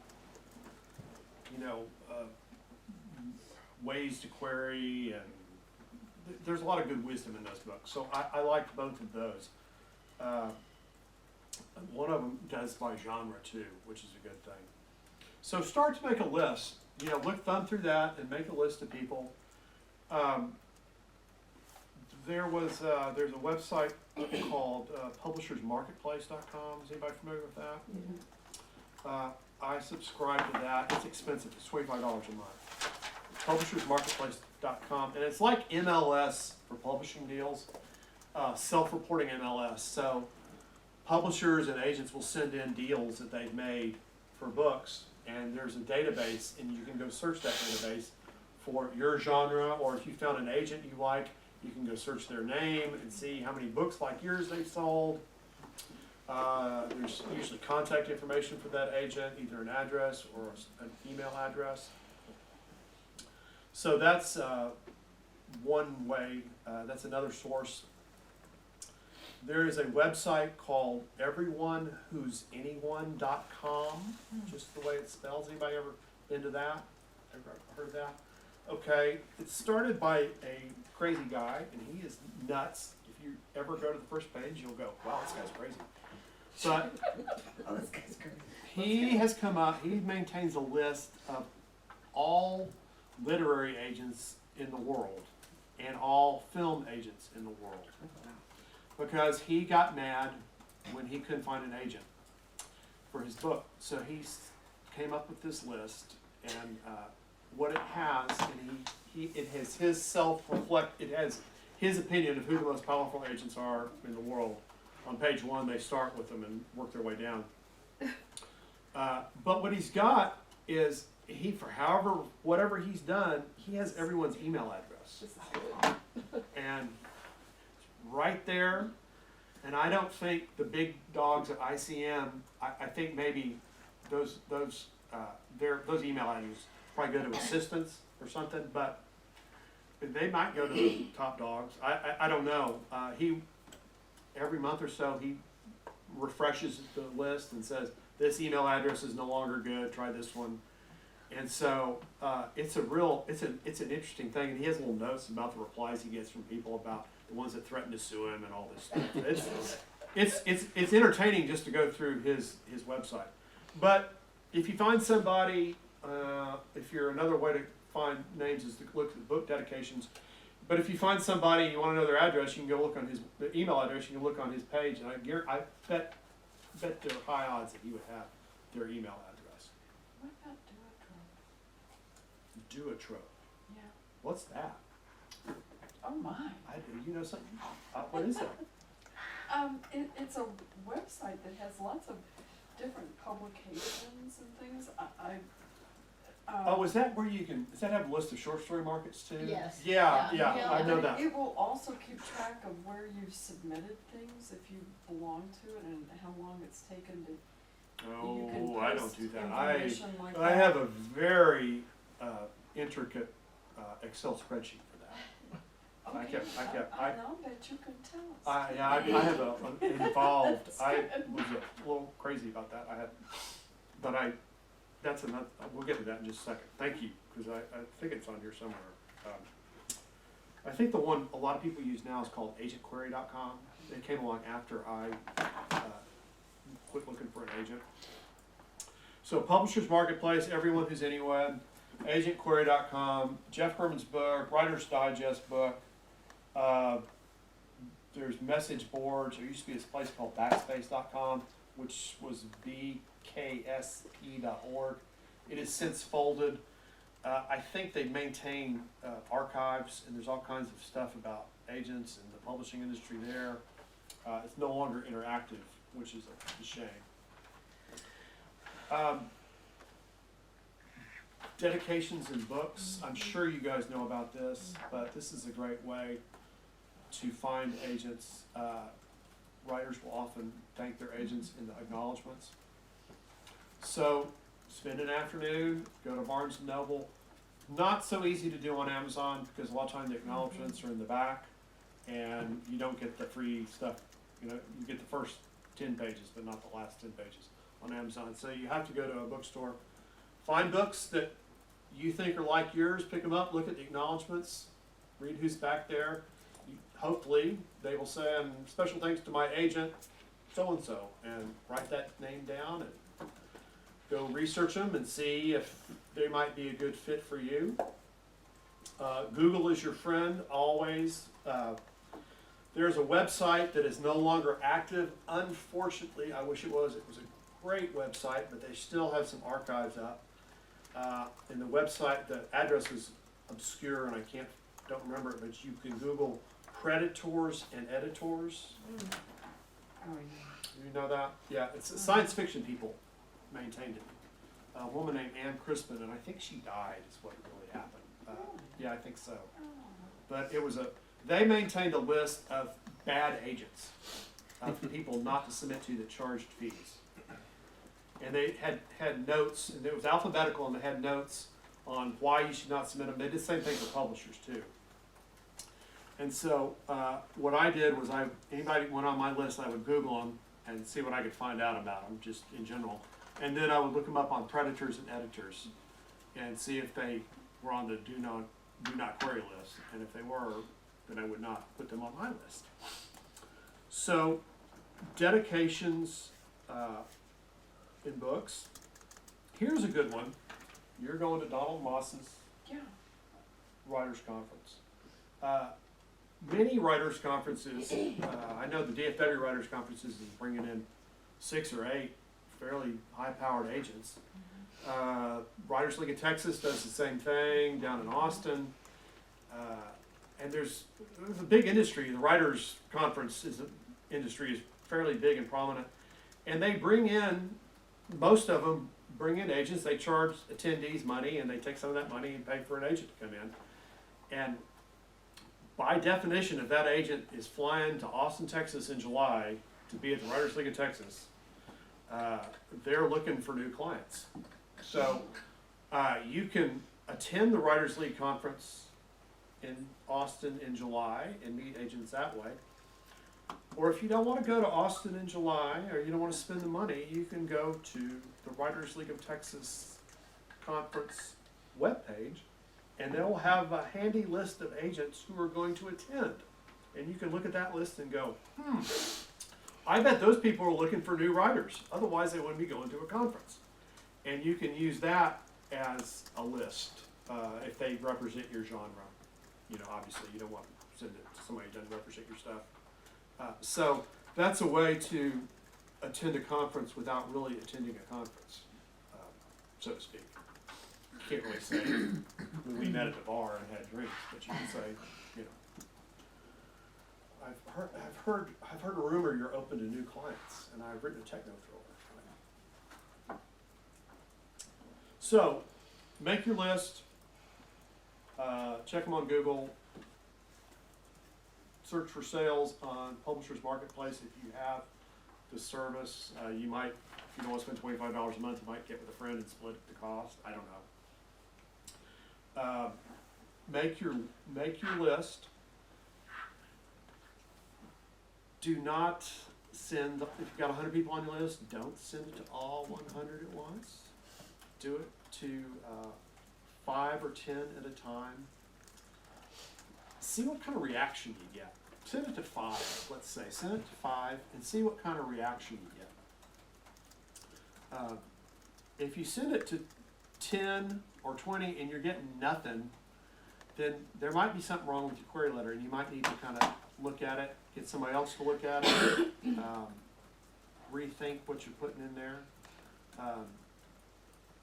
Though I bet if you have done all this, I bet you're going to get some positive reactions. I kept, as I said, I had a Excel spreadsheet where I kept incredibly detailed notes about who I sent to and when I sent to them and what they said and how long it took to get back to me and all this stuff. And so I don't know if you need to be quite that obsessive, but maintain a list some way. What the website you said, Duotrope? Duotrope does some, but I don't, you know, I don't think novel maybe is the best. I don't know. I don't think they do either. For it, I think your Excel is probably So just the easiest simple thing to sheet. do. Yeah. Query Tracker is a website. Yes, that's right. They do that. Yeah, that's right. Okay. You can search them in there, and then you Okay. can put them on your list, and then you can, it tracks. Do you have to pay? Did you have to join it and pay or something? Yeah, I think it's annual. Okay. So then maybe Annual fee. maybe that's the best thing to do. Sometimes I get a little nervous about those things that are in the cloud, and I like to have it on my desktop, you know, an Excel thing. But whatever you do, keep a list of who you send it to. You will get. Hopefully, you're going to get people who say, "I want to read the manuscript. I want to read a partial of the manuscript." I never understood people who said, "Oh, send me 50 pages." I mean, I had one woman who said, "Send me 50," and then she said, "Well, send me the next 50." Like, and then she shot me down. After that, I'm like, "Really? You couldn't have read, you know, the whole thing." Anyway, I digress. So that's 3 steps. Finish the book, write a killer query, develop your list of agents. And now the 4th is really kind of the head game part, the Zen part. I don't know how you want to put it. But the 4th step is to send out those queries and to never give up. Because that, at the end of the day, you only lose when you stop. It is all about persistence, as I have learned. And it's about persistence even after you sell your book, because there's more things that need persisting as you go along in the publishing world. This is the part where my wife and I disagree. I say that this really, step 4, just querying, keep going, is the easy part. My wife says it is not the easy part because you were very discouraged as you went along. And I said, not at all. What are you talking about? But as in most things, she was right. I was very discouraged. But she'd been in the real estate business and done sales, and she said it's like cold calling. It's a sales thing. It's a numbers game. You have to knock on X number of doors to get somebody to open the door, So you have to get X number of people to open the door before somebody will make a purchase. So it's the same theory. So if you've got a manuscript that's in good shape and you've got a good query letter, it becomes a numbers game. And that's the part where you just have to keep plugging away and not give up. So let's talk about some other things. We've talked about don't send it out all at one time. I did, when I was doing it, when I was trying to find an agent, then 90% of, well, 80% of what I sent out was by snail mail, and 20% was by email. I think it's probably switched now. It's probably 99%, most people. Who sent out query letters again? If y'all sent them, did you go email or regular mail? Email. Okay, did you get any replies? Did you get a rejection, or you got a reply? Uh-huh. Okay, all right. Not the good kind. Not the good kind, no, that's right, but they said no. Yeah. Okay, all right. When I was sending it, when you send a snail mail, you send the self-addressed stamped envelope, and you were pretty much guaranteed to get a no back that way. But with emails, you did not. Most of them, if you got a positive back, you get reply. But if you got shot down, you would never hear from them. And so I did not like that at all, because I want to know. I want to make sure it went through and everything. But that's not, an option. I don't know. My instinct says I think you could probably send out regular mail queries now, and that'd probably be okay. But in any event, a lot of agents have websites, and the books have information on what the agents want. Agent Query, I know, has information on how to contact them. So follow their requirements. They say send a query letter to info@agency.com. Send it to info@agency.com. If they say paste the first 30 pages into the body of the email, paste the first 30 pages in the body of the email. Follow directions. Keep good records. I see people talk about New York agents versus everywhere else. It's a different game now because people can work from other places and do their job pretty well because of technology. That said, you guys are trying to get published and be in a bookstore, and the center of that world is in New York. And that's, if all things being equal between this agent and that agent, you want to send it to the New York agent, because I know there's some good agents. There's some good agents here in Dallas. You may know David L. Smith. He's a great agent, but he works for a New York agency. So New York is really where it's at. Occasionally, you will get an ask to send a manuscript in on an exclusive basis. And that means you send it to that agent, and you're not going to let anyone else read it, and it's not being read by anyone else. It's that agent has the right to read it exclusively for a period of time, usually 30 days. Don't do that. That is not, I understand why they do that, because they don't want to read something and then have it, and like it, and have it yanked out from under them. But that is not in your best interest as a writer to give someone an exclusive. That said, do not lie to them and say, I've got 5 people reading it, if you don't have 5 people reading it. Hopefully, if you do this right, someone else is reading it, and you can say, I can't send it on an exclusive.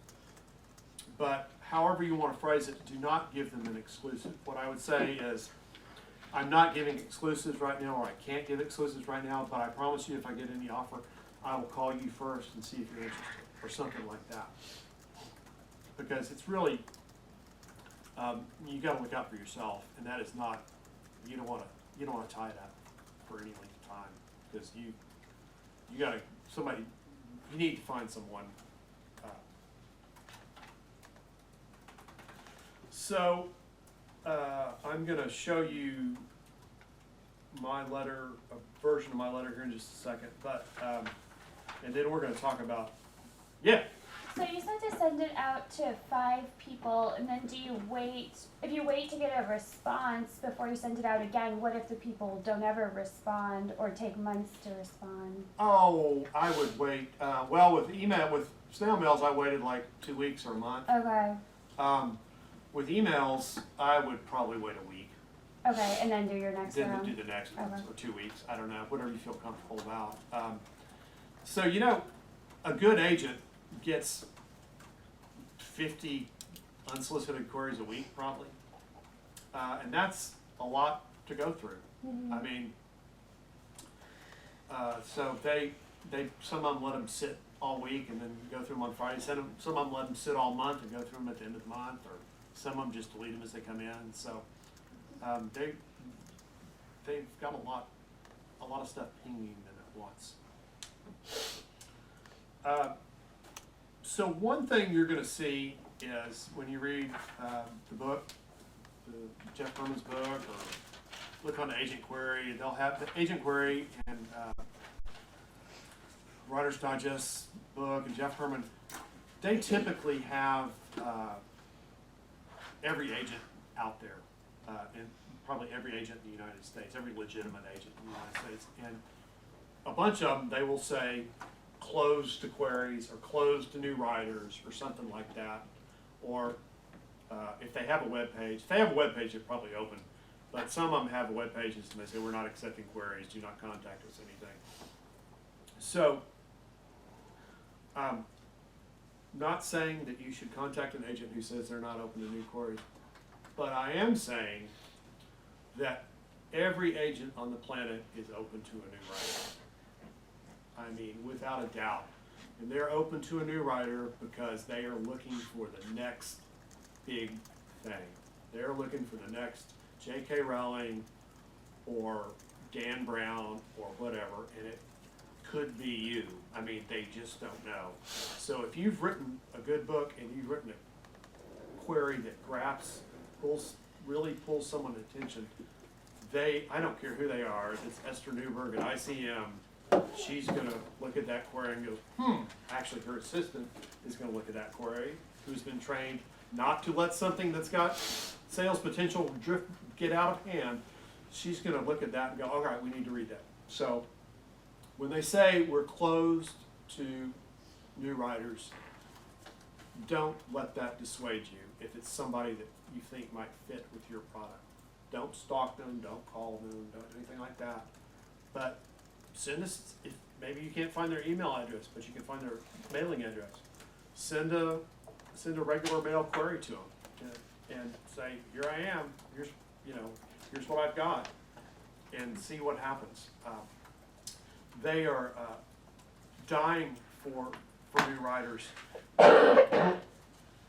Every writers organization out there, the romance writers, the mystery writers, the thriller writers, the sci-fi writers, they all have award categories for the best first novel.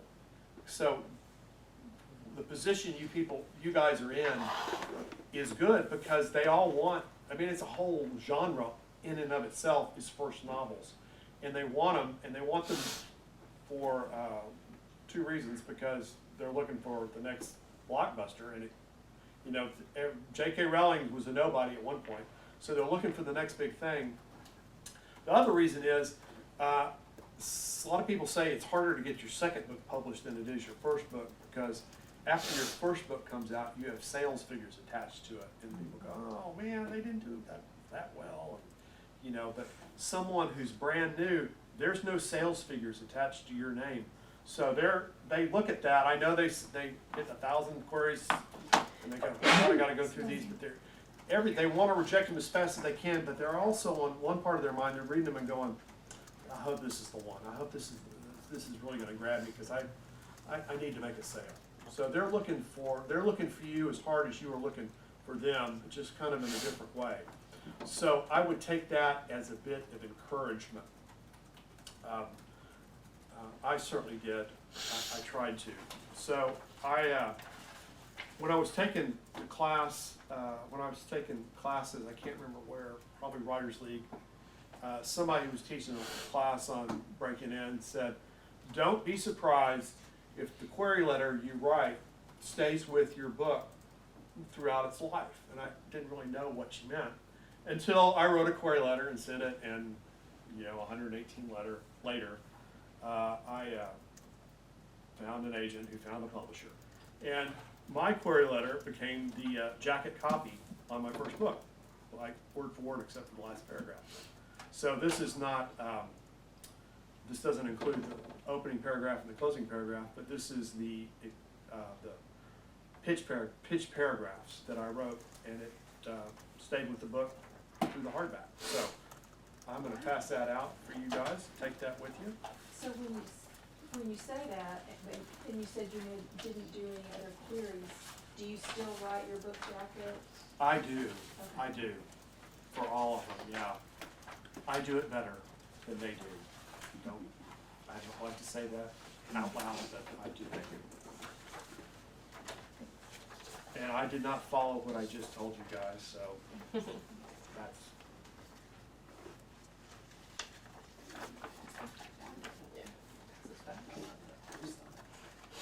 That was a hook. That was a hook. So that's. That would have done it. You would have got me to read the rest of it. So I've heard authors say, it's really important to get the right agent. Well, if you've only got one guy that likes your stuff, how do you know if you're going to get the right agent? Oh, good. Yeah. I mean, can somebody be so bad that you say, oh, I had heard good things about you, so I'm going to pass you up and wait? Yeah, that's where you should. That's where you pay attention on the front side, is developing that list of agents. Theoretically, you should not be sending it to somebody you don't want to be repped by.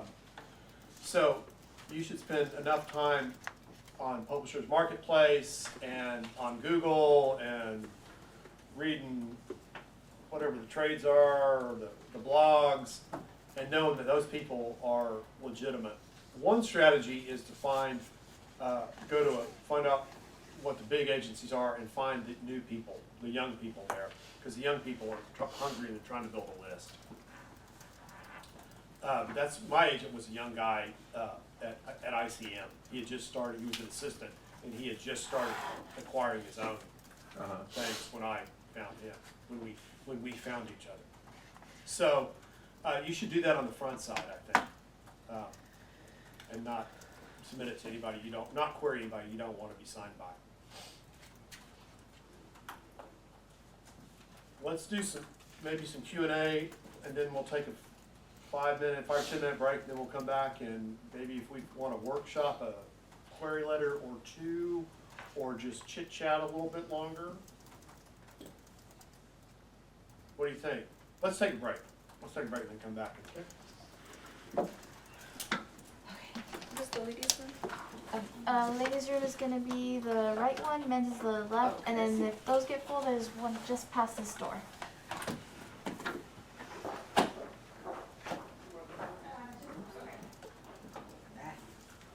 It's still hot. Yeah, I'm still hot. It's still hot. I mean, golly.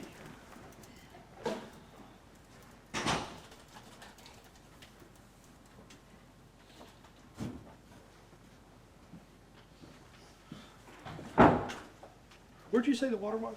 Oh, sure, let me show you. There's water, there's coffee, if you guys need some, and I can show you where to get all that. Do you do any short shorts?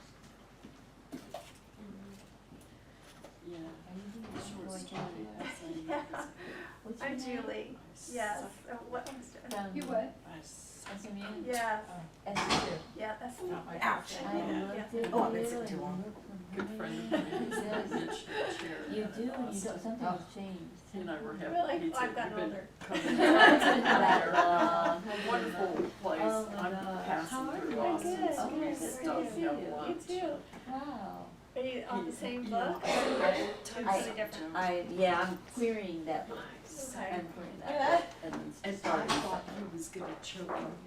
But yeah, it's a slow process. Yeah, I'm slow too. I've kind of put it aside for several years and trying to rebuild your stripes. Yeah, the one we did Yes. in New York. Yeah, that's the same one here. Yeah. Took forever. Yeah, the revision on my key is like Yes. every single that word would've done before I it for move me to the right next there. That's chapter. strong. And then Yeah. it takes. Did you continue to take classes? No, No? Okay. I haven't taken anything else there. Oh, Gone to conferences, different stuff.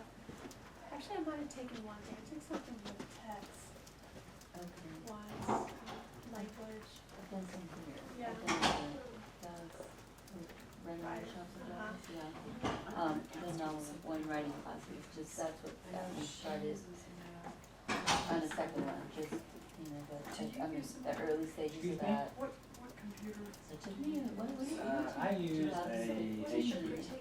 Yeah. It took me, Yeah. like 2017, it Oh, took my me, goodness. I edited and published and revised it like, entirely, like 3 times, which went around and around. Or they did. And then, I've been with them, I think and they then might. last year I got I'm next year, it's last like- year, Oh, and then it did not, I had, I think this was back when the just platform like got in the way. Yeah. But it was all good, I had daughter each other, graduated from high you school. know. It's a, I it's don't know. helpful. Summer trip, It's got her out of in college, part. you know, just a big year. It's, you know, Yeah. some lately, we used to do And I reviews. thought, okay, that's enough, 2019, plus I was taking classes, I was taking classes with writing. Yeah, it's hot in this room. In this room, it's hot, yes. It's Yeah, all out hot. there, It's it's not so bad. In this room, it's like And, wave of heat. and I'm like, Oh, that's why I usually keep the that's door enough. open, because if not, I know. Yeah, we die. There's, yeah, we would always say. So that's my goal right now. I'm No, gonna because, be the distracted campus by is, other is things, very so. vague, so, yes, some young ones. I think you keep in touch with anyone else? So they I'm trying to think. in high school. I Yeah. saw Melissa. Melissa Walker.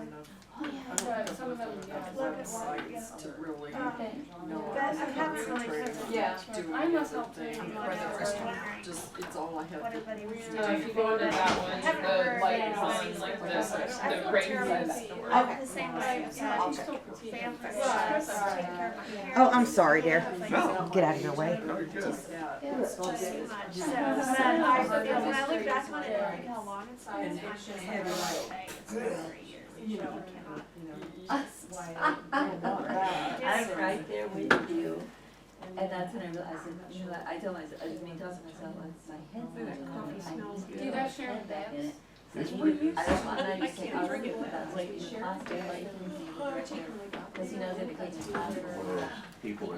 me. Doesn't bother you. No, I can have one at 10 o'clock tonight, and by 11 o'clock I'll be sound asleep.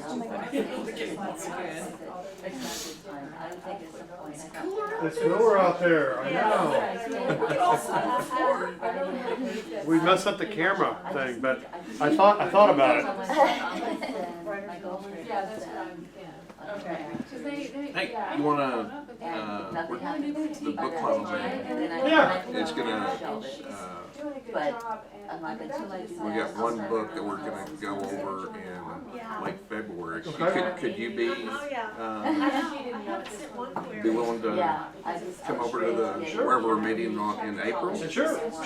Tell me, just shoot me an email with the dates. Okay. Let me see, April. Okay, I'm ready.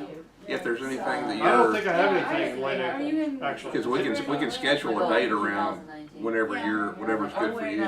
Usually we meet like, yeah, Tuesday, Wednesday, But you know, I read. but we can meet pretty much any Yeah, time. Tuesday, Wednesday, perfect. Yeah.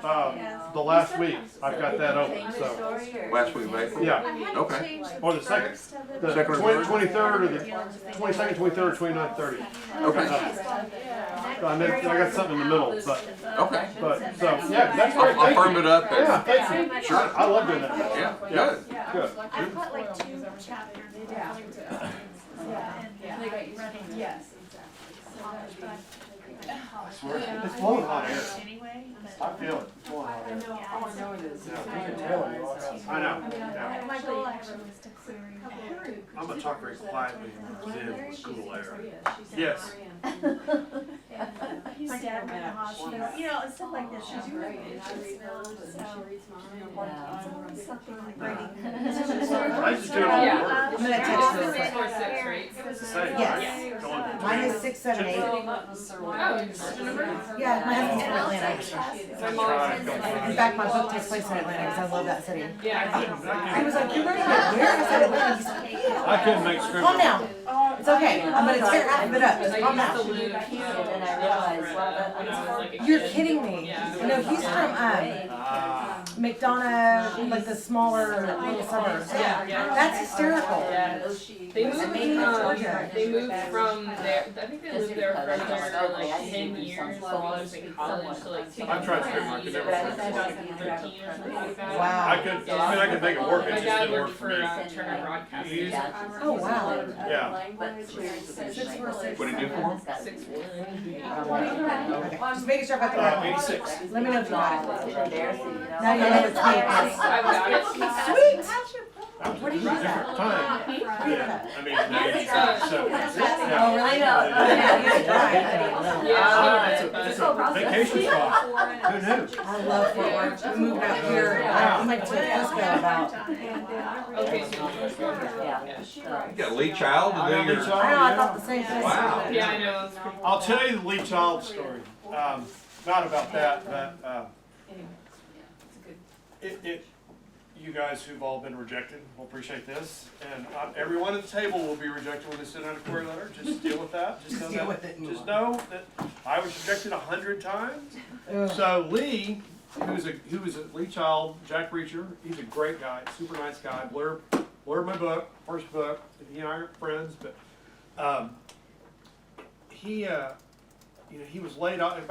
Maybe you don't know his story, do you know his story? But he worked for the BBC. He was a producer for the BBC, and he was laid off at 40. They were downsizing or something, and so he was laid off at 40. And he had X number of months of severance and what have you. And so he'd always wanted to write, so he got a yellow pad and a pencil, and he went to a coffee shop and sat down and started writing a book that became The Killing Floor. If you guys seen the movies or any, you know who I'm talking about, right? Okay. So he wrote this book called The Killing Floor, and he thought it was a pretty good book. And so he, somewhere along the line, got it typed. Thank God. He didn't, leave it written on a yellow pad. But he wrote a query letter and sent it to one agent. And that guy read it and said, yeah, I'll sell it. And he signed him up, and they've been together ever since. One agent, I think his 21st book, 24th book this is coming out, 23rd book. New York Times #1 bestseller, 2 movies. I mean, yeah, so don't pay any attention to him, because that's not the way it really works. That's not reality. That's not reality. But remember him telling me that, I'm like, really? Yeah, something like, I can't remember, 4 months or 6 months at the most, he really ripped through it. Right. Because he was on this limited budget. He had a limited budget, he had to. And he had been a TV guy, and that had given him, he knew how to tell a story and how to tell it fast, and he knew what time was, and he knew about deadlines, and he translated the TV deadlines into the writing deadlines. And so he just burned through it. You know about dialogue too. Pardon? Dialogue. He knew about dialogue, Yeah, yes, and yeah. he would And he's, know about you know, dialogue, yeah. Well, okay, great character. looks like there's a tendency there. Yellow pad, pencil or pen, Uh-huh. J.K. Rowling, Scott Turow, and Lee Child. Well, Okay, yeah. where's the trash? Yeah, I'm a computer guy. So, you guys have any questions? We want to, maybe we can do some Q&A and kind of visit, and then we'll do a little workshopping. If you would like to go over, did anybody bring a query letter that they've written? Yeah, we got one down there. We got one here. I'll tell you what, I'm happy to read your query letters after this class. If you want to email them to me, I've got something. Send all. I don't have business cards, but I got a post, I've got bookmarks that have my web address on it, and my email's on there, so you can send me an email that way. I would be happy to read your query letter and comments. Or we can, whoever brought one, we can read them now, or we can chit chat because we've got time. If I had X number, I yeah. have a question. Did you change your query letter at all from the first to the 100th? Very slightly. I did not change I did not change this part at all, really. A comma or two, maybe, but, I had a bio early on. I thought I don't need a bio. I got publishing credits as I went, for short stories, so I put the short story publishing credits in there. I tweaked the intro paragraph to whatever agent I was sending it to. I would, some of them I had met at conferences, and so I would kind of reference a book that they had written, a book they had repped. So always, I didn't say this, I'm sorry, always personalize it if you can. Do not say dear agent at all. Say dear Mrs. Smith or dear Charlie or dear whatever, however you want to do it, but personalize it. That's another reason you don't send out 100 at a time, is you'll send Dear Smith to Jones or something, and you'll have a problem. So don't do that. So personalize it whenever you can. I'm sorry I didn't say that. Yes. Go ahead. Oh, thank you. So when you were sending out your 117 queries, at what point in the process did you start book number 2? When did you move on? That's a good question. That's a great question. I started it maybe at 40 or 50 query letters. And I started to write the sequel to this. And then I wrote about 100 pages of it, and it was a detective novel, and they were, I don't know if they were as good as this. They weren't Bob. They were not that at all. It was another Hank Oswald story, and he was a detective running around doing detective things. But then I stopped because I thought, because the conventional wisdom is, write another book, get better, keep going. And I thought, well, I should not write another Oswald book because no one's going to buy the second book.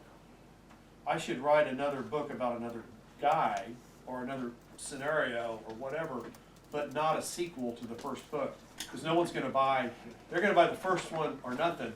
They're not going to buy the second one. And so that kind of took the wind out of my sails, and I stopped. Looking back, I would have started writing another different character, which I think there's value. I think there's value to, after you finish writing a book, to not writing anything for a period of time, because writing a novel is like running a marathon. I mean, you need to let your body, your brain body heal. So there's some value to not doing anything, just sitting around watching, Big Bang Theory reruns and kind of vegging out. And reading novels and watching movies. But I would have started something else different. Yes. You were in real estate, and you have that as an element in your book. Yes. So you were able to write from experience. Yes. So don't you think that helped you? I think it did a lot. Yeah. So what about the police aspect? How did you? I did not. Some people like to research. I do not like to research because that does not. I will get bogged. I'll go down a rabbit hole, looking up stuff, or I will just do it halfway, and then I'll just have to start writing about this. And so research is not good for me. My research has been my entire life of reading and reading the Dallas Morning News. What you've absorbed. What I've absorbed, and everybody else in the room is that way too, I would think. So I absorbed a lot about different parts of the city from being in the real estate business, and that all came through. My research was looking at maps to make sure I got the streets going the right way, basically. But I never talked to a police officer about it. I never wrote a police procedural. I never wanted to do that because I knew I would get bogged down in how they put the handcuffs on and all that kind of stuff. Yeah, so you don't have that much detail Right, in and that. that's why I picked Private Eye, because everybody knows what they do. What they really do in real life is sitting in front of a computer screen. Yeah. But everybody knows that, and they know in fiction PIs, they drive around and stake out and do things like that. So I can make that up. I mean, yes. Thank you. Part of the kind of, as a follow-up to that first question about when do you start the second one, I've heard, and what do you think or know about this, that if you start talking to an agent, that they immediately want to know what else you're working on, that they don't want that, just the one book, the one Right. wonder. So, do you have any comments on that? Do not, yeah, if you've written more than one book, only query from one book. Do not say something like, this is the 5th book I've written and I've gotten a lot better with each one, and things like that. This is the book I'm writing. I would not say I'm working on a sequel or I'm working on another one. I would have an idea in mind if you're fortunate enough to converse with an agent and they go, I really like this book, what else are you working on? Then I would say, I have a great idea for a sequel or another book following the same type of characters, different characters, something like that. So I would come up with a 1 or 2 paragraph thing to think about. I always, for every book I write, I try to write this before I start. And this doesn't have the ending. But for every book I write something like this. And I don't always follow it, but it's a rough roadmap, kind of guideline to kind of get me on the straight, keeps me on the straight and narrow, sort of. I need that. That's good. Yeah. I'm in a romance writers group, and I think predominantly everybody self-publishes. And I've heard so many, I don't believe in bad news. I mean, you do what you do and you go for it. So I don't take this the way that a lot of people talk about it, but they're talking about how the publishing industry is really tough these days. Well, when has it never been tough? I mean, I'm a career librarian, read Publishers Weekly for 30 years and all that stuff. So, I mean, I feel like they're selling, they're literally selling themselves short, perhaps. I mean, not. And then the other thing is that I have friends that'll say, I mean, I don't care what they think. I'm gonna try not to self-publish, but they'll say, was it self-published? Like, if it's self-published, it's trash. But it might be, But a lot of they call it indie authors, sell their stuff on Amazon. But what you're talking about is very true. They're in business. They are business people, marketing. Of course, a lot of authors, even that are published by New York publishing houses, have websites, Instagram, Facebook, Twitter, and all this stuff. But literally, they're marketing their own work. Yes, you're right about your first comment about people talking about how the industry's changed. I was at a party last week, and we were 3 or 4 authors we were talking about, and one of them is a fairly prominent author, and she was talking about how the market's changed so much in the last 5 years, and it's this, that, and the other thing. I'm like, as opposed to 20 years ago? Yeah. She said exactly word for word what I heard people say 18 years ago when I was trying to break in. I know.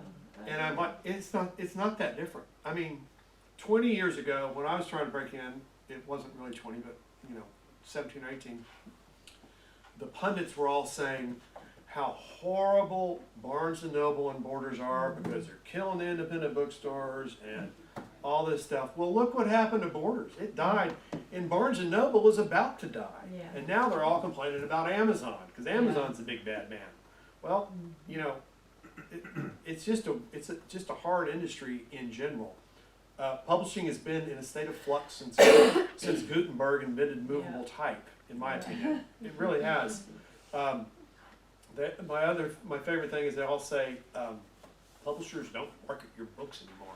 I don't know if publishers ever really marketed books very well because they don't know what works. And that's not a slight on publishers to say that they're stupid and they don't do the right thing. No one knows what works to market a book because it's a piece of art. And no one really knows how to market a piece of art. What has changed is they don't give you as long to find a readership as they did. They might give you 3 or 4 books to slowly build your readers. Now they give you 2 books and you're done. So that's changed, but I don't think, a first-time publisher 30 years ago didn't get a full-page article, full-page ad in the New York Times and go on a 30-book tour, 30-city book tour. I mean, they just didn't. They got sent out some review copies and they gave them more time to find their readers. Yeah, I So- agree with that. Well, the big publishers don't give you much time, but the smaller publishers that aren't independent, they'll keep your books, they'll continue to sell your books for years. I mean, they're not huge publishers, but like Cinco Punto Press, they're small, but yet they win lots of awards and Do they buy new books? they buy new books. Your new books? And Okay. but they will keep old books, publishing them for a long, long, long time. Where Thanks big to publishers ebooks, don't. my old publisher will keep publishing those books Yeah, forever and those ever, too, and those not let too. me have the rights back. Oh, yeah, but I guess I just have, my husband works with the big publishers, but Oh, what's he do? He's an illustrator, Okay. but I've only worked with the smaller ones, and I don't know, I guess I'm a little leery of the big ones because I've had good luck with the smaller Well, ones, but I don't know. And he's had a lot of books go out of print where, I don't know many, but the ones that are there kind of out of print. Mine have gone out of print, except they're still on ebooks, so they're there in print And- forever. But does the agent, don't they continue to get you the royalties for the ebooks? Yes. They do. I mean, I do get the royalty rates on my first 3 books for ebooks, because ebooks weren't a thing, are ultra low. So it's not. I'd like to get the rights back because then I could put them out myself and I could self-publish them, which I normally would not advise. But then that's a special kind of a thing. I guess I would. I don't know. It's hard. That's sort of a hybrid thing. It's a hybrid thing. Yeah. Then you hear stories like The Martian. Yeah. He self-published that Self-published on in a a blog. 50 Shades of On a Grey blog. too, which was another thing, But it was on a blog. Right. He wrote it chapter by chapter, basically made his own Patreon. And then Matt Damon started it. Mm-hmm. So I mean, Well, there's those stories are few and far between. There's a bazillion people that self-publish and don't get there. There's only 1 million people who are published by real publishers and don't succeed. So it's you're a little bit, the odds are a little bit better to be with a regular publisher than self-publish. Well, they're a lot better, but they're still long against success. What about I have a writer that I follow pretty religiously named Peter Brett and Peter Brett? Peter V. Brett. Okay. He's high fantasy. He's phenomenal. Huge presence on the internet, and that's how he's generated most of his readership. But he tends to be he's American. He's more popular in the UK. Would it do us any good to try querying agents that are out of the country? Because he has 2. I don't know. That's a good question. That would probably be specific to your genre. It sounds like it might be. And there's a number of good agents in London, because that's a big publishing hub. So that may very well be. That Moz has his agency works in conjunction with another. Really? Yeah. Interesting. Yes. Since I'm in memoir, is that gonna work for a query letter for a memoir? I think it would. I mean, I've been playing with what I put in there and I think it would. I think it would. What's if it's a memoir, if it's not too personal, you want to talk about it, or? No, I was an ICU nurse for 40 years. Uh-huh. And so in the course of the 40 years, of course, we lived through the AIDS epidemic. Here in Dallas, ironically, there was a horrible case many years ago where a mother got her daughter shot and shot her in a locked-in bedroom. And she stood in front of her brother to protect him. But anyway, so after I retired, so I was thinking when I became a nurse, I had to master my emotions and steel my boundaries, or I would not survive. When I became a nurse, when I became an ICU An nurse, ICU nurse. when I became an ICU nurse, and faced the horrors of the front lines of the AIDS epidemic or something like that, because I think you need a little more. I need to know I need to know something specific about why you had to steal your emotions. Daily trauma. Yeah. I need, I think you're on the right track, but I need I need to really feel. I mean, I know why an ICU nurse would, but I need to know why specifically you had to, I think risk would be in there too, because those doctors and nurses and other caregivers were definitely, I mean, there's a doctor at UT Southwestern who got stuck where? by an AIDS With a needle. contaminated, you know. Yeah, contaminated needle. Yeah, a surgeon. And Did he get it? Did he get AIDS? I guess he did, didn't he? No, you don't always. Oh. you don't, yeah, that's right. I don't know the result of that, That but would I be know it happened. Keep me up at night until I figure that So out. anyway, that can work for. That can work, for a yeah. number. Okay. But that's not carved in stone, and that's not gonna work for everything, but I think that can work. Okay. But, remember, any story is about people, that you're in there, but it's about, I would wanna see some more horror in there of what you Okay. saw, of what specifically. Who else wants to talk about a query or ask a question, or tell me I talk too much, or, yeah. I have a question about genre. So I get a little confused between mystery, thriller, and kind of the components of those. And if you query your first book, are you stuck in that genre for the rest of your books? No, Okay. you're not. My first 3 books are called mysteries, and the last 5 have been called thrillers. Okay. I guess you can see some difference in there. I don't know. The traditional definition is a mystery is trying to figure out who done it, and a thriller is you know who done it and you're trying to stop him from doing it again. Okay. That's a real kind of, but Michael Conley writes mysteries. I don't want to say they're all the same, but they all kind of follow the same pattern, and they were mysteries forever, and now they're thrillers. Mm-hmm. And Lee Child too, we were talking about him. They were mysteries, and then they became thrillers, and they haven't really changed. Yeah. So, but mysteries, whodunit, and thrillers stop them from doing it again. I would not query as a mystery thriller. I would say you're a mystery or a thriller writer, or do you have a subgenre, or? Well, so based on those descriptions, I don't think mine fits into either. So I'm kind of struggling What's to your figure story? out. Tell me your story. So I'm only, I don't know, 5,000 words in. But it's essentially, the mystery element of it is that the main character is a functional alcoholic who, has past trauma that has led her down that road. She works as a news writer, and she takes care of her mom who's battling recurrent cancer. And so kind of the beginning goes through that, and then she wakes up handcuffed to a hospital bed with no recollection of how she got there. And then we find out that she was in a car accident while she was drinking and ended up killing 2 people. Wow. Yeah.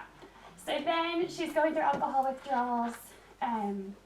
No one's there to take care of her mom. And she's going to go to jail and face, I think it's 2 to 20 years is the sentence you could So get. what's she trying to do? What's her goal? Her goal is to get released so that she can take care of her mom. because her mom has terminal cancer, so she's trying to Right. help support her so that she won't pass away. But then the twist down the road is that she's actually not going to be the one who was driving the car. So at the end, we're going to find out there was someone else driving the car who left the scene and like pulled her body to the driver's seat because it was her car, but it was never investigated. So they just assumed she had a blood alcohol content. She was in the driver's seat. So She she did it. knows, does she wake up, she had an inkling that she's been set up? Not how I've written it, but I could change that. Okay. How I've written it is that it's written first person through multiple different characters, but she's the main one. So it was her last memory is being at the hospital with her mom earlier that day, and then she wakes up, it's days later, she doesn't know where she is, she finds out she's handcuffed and she's freaking out. Wow. So, have you read Girl on a Train or any of those? That sounds, The way I'm thinking of it, it's kind of like The Night of on HBO, that was a great. but she did it. In her mind, she did it. So she's a good person coming to terms with the fact that she killed 2 people. I would call that a mystery. Okay, I wasn't sure. Yeah. Okay. But that's an interesting story. I mean, that I would, Okay. yeah. So this is I'm my. intrigued. What Yeah. I wrote Tell me for what you that got. is when she wakes up handcuffed to a hospital bed with no recollection of what put her there. She must come to terms with what she's done and fight for her freedom, or she'll leave her mother alone and penniless as she battles terminal cancer. That is good. Okay. What's her name? Right now her name's Holly Davenport. When functional alcoholic Holly Davenport, Okay. put that in there, wakes up handcuffed to a bed, and then go with that. That's good. Yeah. Ooh. Mhm. And then Full finish writer's the book, wing. I When guess. is that? I have my whole outline done, so I know all of the stuff she's gonna have to face, so. Sounds pretty good though. I like that. Anybody else want to talk about query letters or anything? Pitch me a letter or talk about the industry or. I have a question. Sure. On your getting other authors to read your book, going on the back. Blurb, yeah. Blurbs. When did you do that? Was it after you were being published? That's interesting. Part of what when I was learning about the industry, I realized that how important blurbs were to publishers or to the industry. I have bought, there's this conventional wisdom is that blurbs don't sell books, but they're real important to a publisher because they show, that there's interest in the book and the way to classify it. Before I started writing, bought books all the time based on a blurb. I don't know if you guys do, but I all the time bought a book. Oh, he said it's a good book, I'm buying it. So I figured that out, and I positioned myself early on to try to get some blurbs, to be in a position if I sold the book to get blurbs. I volunteered for the Mystery Writers of America, doing stuff for them, because I knew that there were some people who were active local chapter that I could get blurbs. I got blurb from, you might know Jeff Abbott down in Austin, and I got a blurb from Rick Riordan, and they were both active at the time, and I knew that if I had worked for the NWA, I could put the squeeze on them. So not to be crass about it, but I could kind of do that. So my agent sold the book, and the first time I talked to my editor, we got the paperwork done, and then he called me, and our very first conversation, after he said, "Hello, how are you doing?" he said, "Do you have any blurbs lined up for this book?" And I thought, oh, son of a gun, I did something right. So I said, as a matter of fact, I do. And I can't remember who I had lined up. I didn't have Lee lined up, but I knew I had Jeff Abbott and Rick Riordan lined up, and I got some other ones too. Had they already read it, or did you ask them to read I it? think or I'd ask did them to. I'd ask them to, and they said they would. They had not read it yet. So, they are important, but you don't need to worry about that. No, Right now. I was always curious. That's good to keep in the back of your mind, though. Yeah, That's I good to wondered be thinking that way. what what came first. I was gonna ask you about attending conferences, it sounds like that. Did you attend volunteer did. conferences? Well, I volunteered, I took care of the, Mystery Writers of America Southwest Chapter's webpage. That's what I did as Okay. my volunteer work. And then I attended conferences whenever I could, time and money, whenever time and money would allow. Does it need to be somebody in your genre that reads it, or just a published author, or? I think it would be good if it in was your genre, in your genre, yeah. Unless it's Stephen King. Stephen King wouldn't have, no. He reads lots of things. He blurbs a lot, I mean, he I've has seen him blurbed on a a lot of lot. stuff. Lee's kind of the blurb guy now, he blurbs everybody. He's very, big believer in paying it backwards or forwards or I whatever. have a Yeah. quick question. My first novel is going to be part of a series. Mhm. Is it important to mention that or leave it alone? I would leave it alone. Okay, and not leave it on a cliffhanger? The novel? Yeah. I'd leave it on a cliff. If at the end of a 300-page book, you mean that? Yeah. Yeah. No. Yeah, huge cliffhanger. Not huge, but I mean, you could theoretically wrap it up right there, and let the reader decide what happens next. But it would naturally bleed into the sequel. I'm not working on the sequel at the moment. I'm editing the first novel and working on another. I would wrap it up Wrap it up. if you could do it in a chapter. If you don't need, Yeah. I would wrap Theoretically. it up. Okay. I would save two versions and I would have a wrapped up version and a different and an unwrapped That's version. not a bad idea. And then I would, if you get interest from an agent, you can say, Well, I do have an alternate ending. I got an alternate ending. Okay. But Okay. I would not at all put that in. No, that's only, Don't do God, that. no. Don't do that. I'm not that. No, I know you're not. I just felt the need to say that. Who else? Yes. And then if no one else has a question, I don't wanna use up all your time. Reminded me on the query letter, cause I've had a really hard time with comps. Mm-hmm. And I found one that I do think is a good comp. I didn't think about it till you said that it should be either best-selling novel or best-selling author, and I believe this is a best-selling book. I don't know how popular it is. It's called, it may appeal to readers of Make Your Home Among Strangers. Do I need to say why something, or should I assume that the agent will look it up? Or, Well, you should have, I don't think you should say why. You should say the author's name. Who's the author? Janine Crespo? Okay. So how, is it a woman's fiction book? Mm-hmm.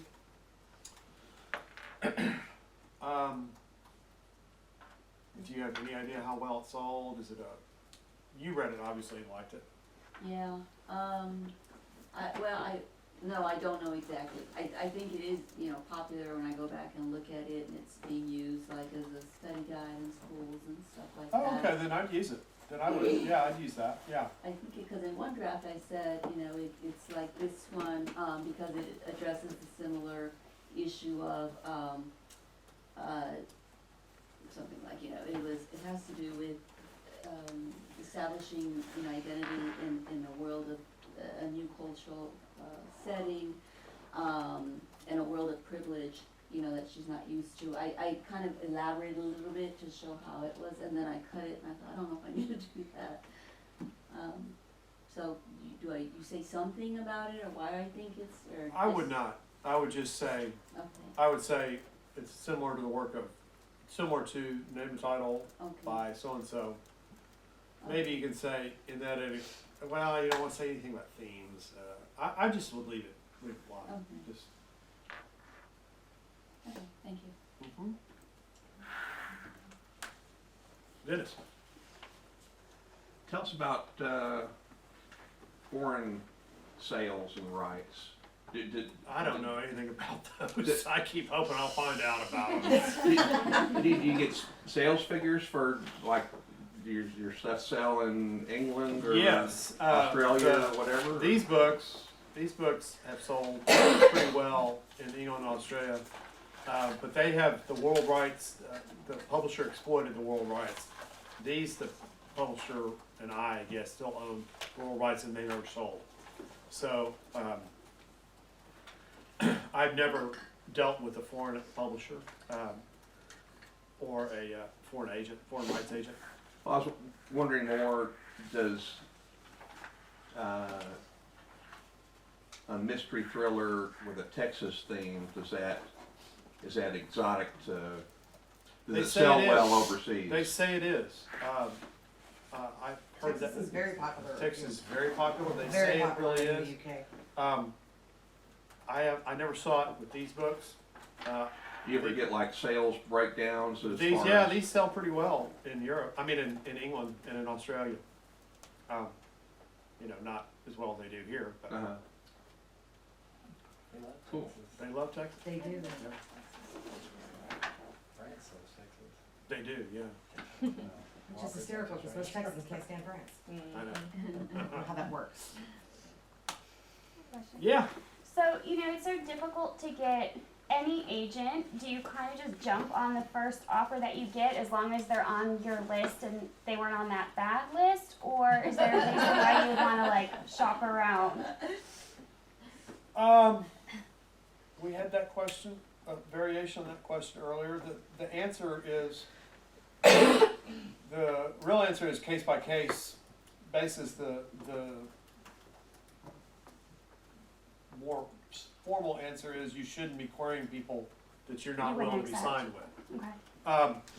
So if you've got somebody interested, typically that means you're gonna have, if somebody's interested, you probably have two people interested.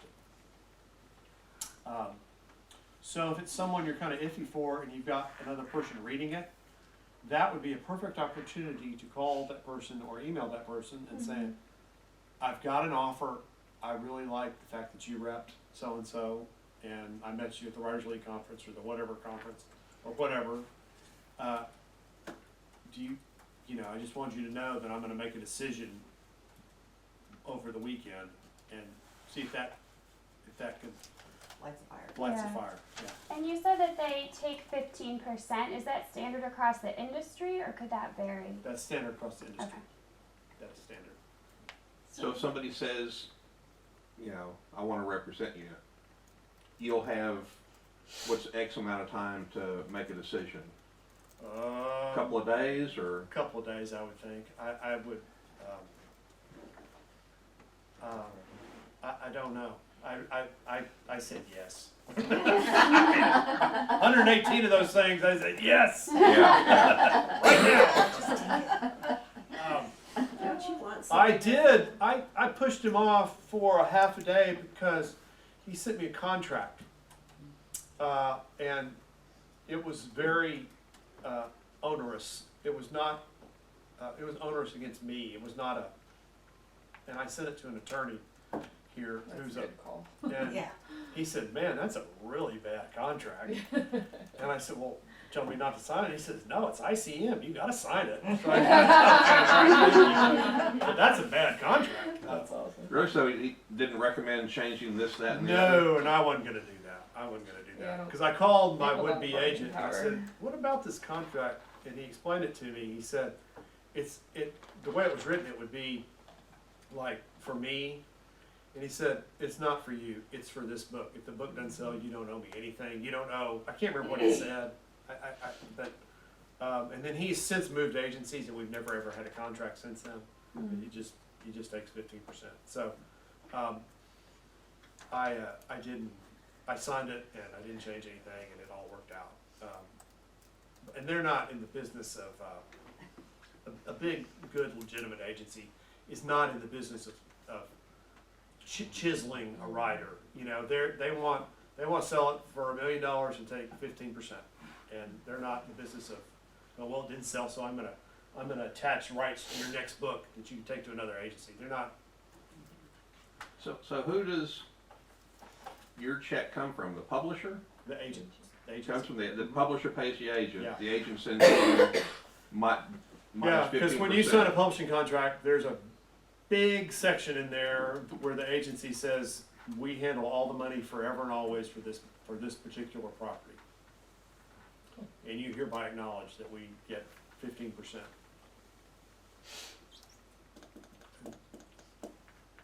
Was it 15% when you first did your first Yeah. book? Mhm. It's always It been, hasn't changed. it hasn't changed, no. But Harry, don't you, if you can, don't you want somebody that loves your book? Don't I need a what? Don't you want an agent that is passionate about You do, and that's a great question. No one is gonna rep your book. In my experience, and I've talked to a lot of people and been around for a while, I can't believe it's been a while, but I have been. Nobody is gonna rep your book unless they feel passionate about it. They're not signing you up, Well- because as hard as it is for you to find an agent, it's just as hard for them to find a publisher. Well, the reason I asked that, a writer I know pitched to an agent at DFW conference, to two of them, and one of them, they both said they wanted to think about it, and then one of them responded, well, I don't love it, but, Well, I wouldn't sign with that. I would not sign with that. you know, I mean, that's what I'm saying. Right, I don't wouldn't. think that's a good, No, that's not, there's something wrong there, and I would, I mean, I know you're desperate, but I'd probably walk away from that, because that's not right. I mean, well, and you know, I don't know if I have the author right, but I think it was Dennis Lehane that said he found an agent, I think it was an agent, not a publishing industry person, and she got fired, so it may have been an editor, but anyway, she worked out of her garage literally for a year and a half, and then she got another really good job, and she was able to sell this book or get it published, but he stayed with her because she loved his work. yeah. He's still with her, Ann Rittenberg, or something like that. Yeah, he's been with her all Yeah, along. can I tell a funny story about him Yeah, real quick? So I'm a career librarian, so I've been to a lot of conferences as a librarian. Uh-huh. You hear a lot of authors. So Dennis Lehane was at a public library conference in, I don't know, Midwest, it might have been Chicago. Anyway, the lady that was running the public library business meeting, she gets up there and she goes, now I just want to say that I've taken another job and my position as director of the Des Moines Public Library is open. And so when then she introduces Dennis Lehane, and this is after I think he'd only written one or two books. mhm. So he gets up there and he said several things. He said, I took jobs where I didn't have to think, like parking cars, valet, and all this stuff. But he said, you know, I love being an author, but now that my dream job is open. Aw. And you got a good laugh. That's not Yeah, yeah. When you were querying, and you said you queried this new agent, had you queried that agency before, another agent at that same agency? No, I had not. And that's a good question. Do you query a different agent at the same agency after? I mean, some of them say don't do it. Some of them say don't. But if he was new, I wouldn't say I followed that guideline all the time.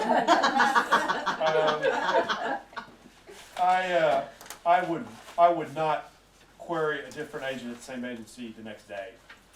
I would wait, because you don't know what They're talking. Yeah, you don't know if they're talking. They do talk, and they talk about the books and whatnot. So I would not do that. I might wait a month or so, but So you don't forget that. they forget by then. So I guess we're cutting out at 5:30, right? Yeah. Super Bowl started, right? Yeah. Okay. Thank you guys. Thank This was you. fun. I appreciate it. My brain's gonna explode. Like, I got a lot of information in it all of a sudden. And I probably have it somewhere.